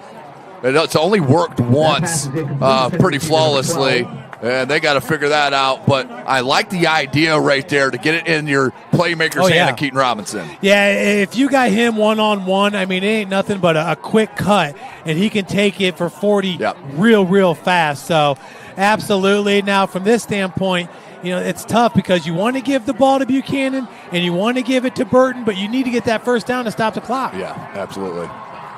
Same formation. Buchanan. Now Johnson. Johnson out to Tank. And Tank gets out of bounds smartly. Good pressure and read, though, by Henry Prater, one of the outstanding sophomores. And it's a good read by Johnson. The only problem is we got a gain of about 2 yards. But, you know, he's thinking, okay, I got Tank open now over here by the sideline. He can bull through. I mean, he's got to get out of bounds. That was just a tough one. Clapper on the top of your screen. Johnson, second. Yeah, 3rd and 8. Johnson looking to throw. Looks far side. Across the middle. And had to just pick. Alexander Scott with another interception. And he's going to take it to the house. East Noble's going to get out of Russ Isaac Stadium with the dub. Yeah, tough throw there. Alex Scott was on the money to pick it. Alex Scott now just 1 interception away from setting a new program record. I mean, that's all he does is with the interceptions. You know, this ball, thrown a little bit behind Clapper. Yep. He's been making these catches all game long. The luck just ran out. It's unfortunate, but still, what a game was put on here by the Snider Panthers. You got time. Yeah, we see the replay. It looked like, it was just thrown behind. I think he got a fingertip on it, but not enough. Wow. Now victory after the PAT. Good. That should be roughing the kicker, shouldn't it? Snider family, make sure you stay in your seats and get ready to light up the 10-point lead. They're going to let it roll. 55 seconds left. What an absolute pick by Alexander Scott. And Alex Scott has just been money all game long. We'll take another look at it here on the Anderson Heating and Air Conditioning replay. It looked like Clapper was open, and that would have been good for a first down. So Johnson had the right read, just throwing a little bit behind him. We saw that earlier in the game where those tip balls are scary because when you got a ball hawk like Alex Scott back there, he's going to be on it. His second interception of the game. I mean, you talking about player of the game, Tim? Alex Scott would be hard to deny him that. His first interception saved a Snider touchdown. Yeah, he was been outstanding as he was last week against Northside, Jeff. Most def. So, you got a squib, yeah? You don't want to give a chance to Snider to return a kick here. Yeah, I mean, you're not kicking it deep to Robinson, I don't think. Yeah, I think you're just squibbing it on the field up the middle. That's where Braylon Burton's been all game long. We'll see. We'll see. Update from Lures, Andrean, 25-14 with 6.5 left. Lures trying to get back into this. Yeah, late touchdown there for Lures. Good job by them. Lures is kind of the walking wounded out there. I think they have 4 starters hurt. I'll tell you what, they're one of those teams where they're going to get a lot better by the time the regular season ends. I mean, they got handed a little bit by Adams Central and then picked up the slack a little bit this week. Remember, Andrean won a state championship a year ago. They're now 3A. Lures is now 4A. Adams Central is now 3A. You got all these schools moving up because and down, yeah. Success factor. And enrollment changes. Yeah, I guess Adams Central is now 2A enrollment. Correct. So here at Gillespie. Everybody wants to go play for Coach Motion. I don't blame him. He wins. Google him. He runs a tight ship. Google him.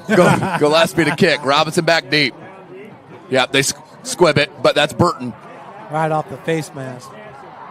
Still loose. East Noble recovers it. I think you're going to find out East Noble recovered it. I saw it live. Nope, they're going to say Snider must have been taken away from the bottom of the pile by Burton and his strength. But 49 seconds left. One timeout left for Snider, down by 10. They need an absolute miracle here. 26-yard line. Yeah.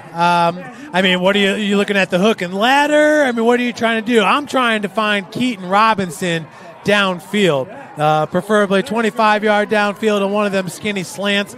Now, we are going to have a cover 3 here. Bo Sterling's in the middle. You have Slater and Alex Scott on the bottom of your screen. No, we got a cover 2 here, but the corners are off deep. Way deep. About 20 yards deep. Johnson looking to throw it. He's a little hitch route. Got to get out of bounds. Just get out of bounds. Yep, does. Clapper. And East Noble's going to give him that, but I don't know. That's a little bit too much, though, isn't it? Yeah, because you're only taking a few seconds off the clock right there. If Snider can do this all the way down the field, they'll have 7 points on the board with about 20 seconds remaining. Onside kick is in effect. You're only down by 10.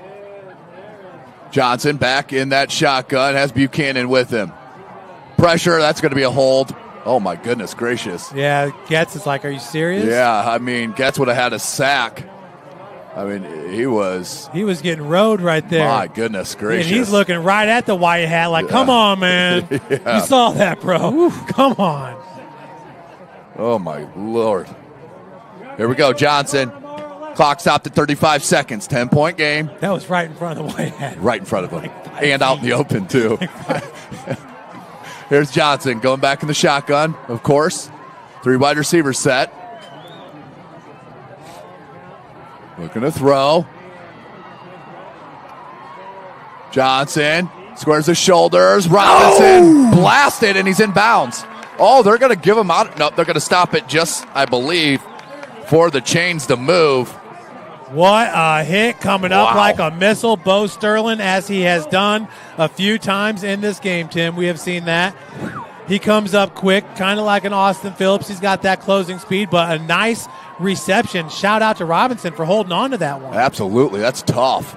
So they did say he was out of bounds. 26 seconds left. Johnson looking to throw again. Steps up into the pocket. And does slide. Pickup of about 4. You got to kill your last time out here, don't you? Kill your last time out. Well, there's 2 more seconds that come off. Now 3 seconds. Now 4 seconds. Now 5 seconds. Oh, no. And they're not giving him a timeout. Maybe 10 seconds. Scoreboard's got to be wrong. Oh, then. my goodness. They did not burn their last time out. No, I think the scoreboard's wrong. Oh, okay. I had them with 0 timeouts, too. Okay. Johnson picked. They're going to end it with the interception. Just go down. Does. Who was that? I think that was number 15, Henry Prater, with the game-ending interception. Just like last week, Jeff. What a absolute stunner here. East Noble holds off Snider and their comeback here in the second half to get the win and move to 2-0 in overall play and 2-0 against the Summit Athletic Conference. Wow, and what a game, Tim. I don't know if you got to say player of the game. I'm giving it to Tayden Getz, the defensive end. Son, you had a scoop and a score, and you had an interception that you took to the house, and you're a defensive end, and you've been setting the edge all season long. You are fantastic. The senior defensive end, offensive lineman, two-way star, number 55, Tayden Getz. Whew. Well, Jeff and I can now catch our breath. What an outstanding environment was here at the Ike to open up the stadium here on campus. Great crowd on hand. The alumni came proper. The student sections were absolutely loud and alive here down at the bottom of the screen. The game's over and the flickering stopped. Of course it does. Of course it does. Oh, my goodness. My goodness. So we're going to go ahead and sign off. Jeff, any last-minute thoughts? I mean, nothing to hold your head on. You got to remember, man, Snider lost 9 starters from a year ago on offense. So the continuity is going to come with each passing week. I really like this Snider football team. The defense is good. Remember, the offense gave up 2 touchdowns. Right. Remember that, Tim. Right. It wasn't all on the defense in this game. Max Johnson looks solid. Hey, Clapper is a real player for you. Robinson. I mean, they got all the pieces in place. It just comes with continuity. All right. Now they're in a 5A sectional with Warsaw, a team that I think that they can beat. Yep. They lost. Now they had the 30-18 point lead. Then they lost 33-30. They were playing without Clompton, a defensive tackle, and I think it's more beneficial for Snider to play Warsaw than it is for Warsaw to play Snider. If you catch my drift, to have that film. Bart Ball is a different beast with that flex bone. So, and we saw that, what was it, the year after Carroll went to state, like 3 years ago, Carroll went up to Warsaw and got beat. Right. So it's not an easy team to play, but it's going to benefit Snider more than it's going to benefit Warsaw. Snider can win that sectional. They got Wayne and Southside in that sectional with them. I think Snider's better than both of those teams, and I think that the best is yet to come for these Panthers. So there's nothing to hang your hat on. But East Noble, hello, this is a rebuilding year, and No, y'all it's are not. just fantastic. Good game by Easton Klein. He's only going to get better as a QB, but I like the smarts. The way he's able to climb up in the pocket, get the extra seconds for his wide receivers to get open downfield. Alex Scott, you are a star. You are a star. The next interception, I believe, is going to break the program record.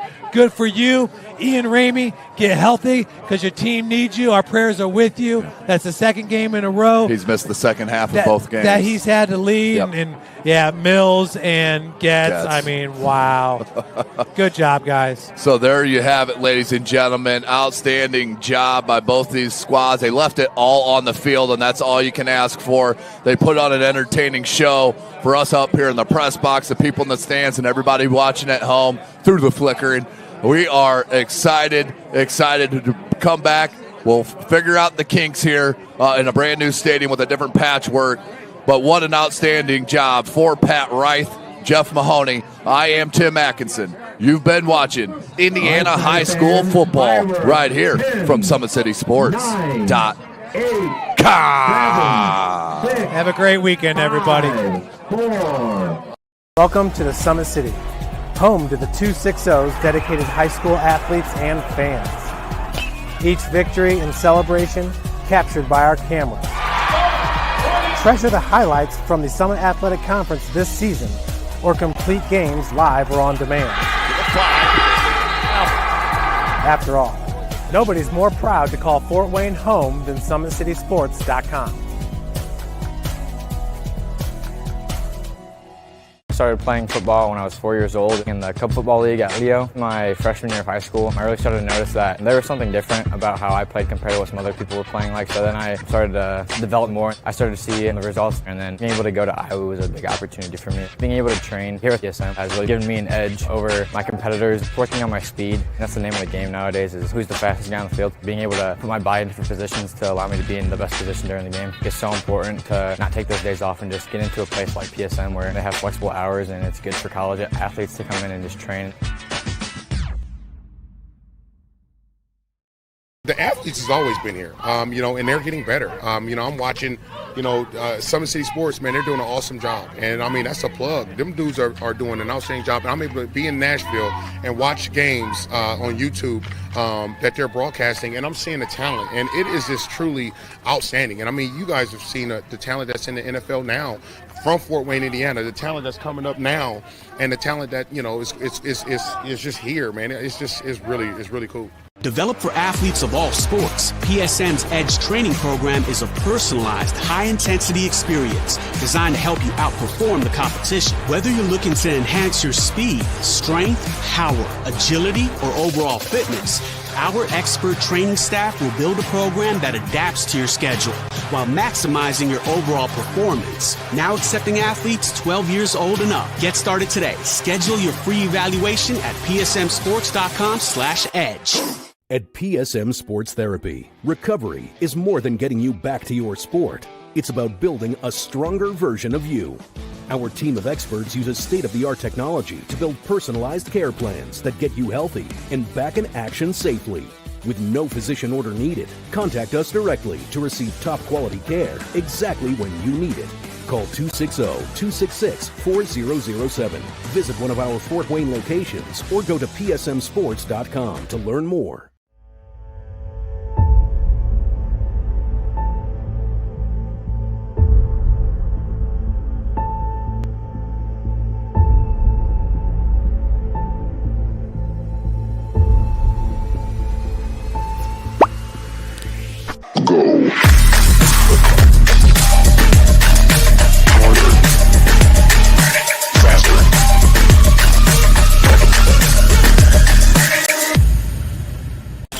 Here, every athlete is one of one. Every day is an opportunity to improve, to become faster, stronger, healthier.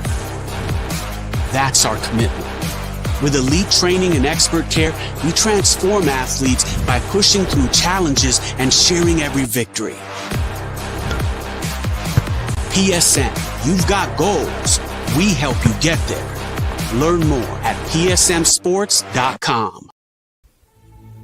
Anderson Heating and Air, locally owned and operated with over 50 years of experience. Call us today and get a free quote on a brand new furnace and AC, financed and available. Don't wait. Call us today and sign up for a maintenance agreement and stay cool. Our maintenance agreements will ensure that you're first in line if you have an emergency, and we'll send one of our service techs out for cleanings twice a year. Call us at 557-0958 or request an appointment on our website. Call Anderson Heating and Air, where your emergency is our emergency.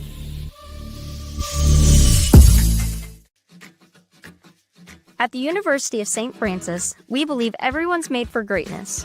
Here, students are inspired to reach higher, academically, personally, and spiritually. We're not just shaping minds, we're forming servant leaders with purpose and heart. Rooted in faith and tradition, we prepare students to live lives of virtue, service, and joy. This is where faith meets reason, and where students discover who they're truly called to be. Discover greater. Tired of waiting for a doctor's referral to start physical therapy? At Indiana Physical Therapy, you don't need a prescription. You have the power to choose where you go for expert care. Our experienced therapists will help you get back to doing what you love. With over 19 locations, getting the care you need has never been easier. Take the first step towards a healthier, more active lifestyle. Visit IndianaPT.com to schedule your appointment today. Indiana Physical Therapy, where people go to get better.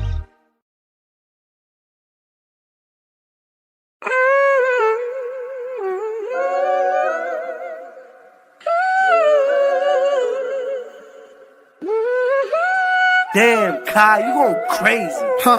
Hey, look what I did. I took every loss and then I turned that to a profit. I can't reach my goals with everybody in my pocket. I can't trust the soul, but I know pain, but I can't block it. I can't block it. Hey, look what I did. Hey, they keep hitting me like big bro, let lock in. But we ain't even locked in.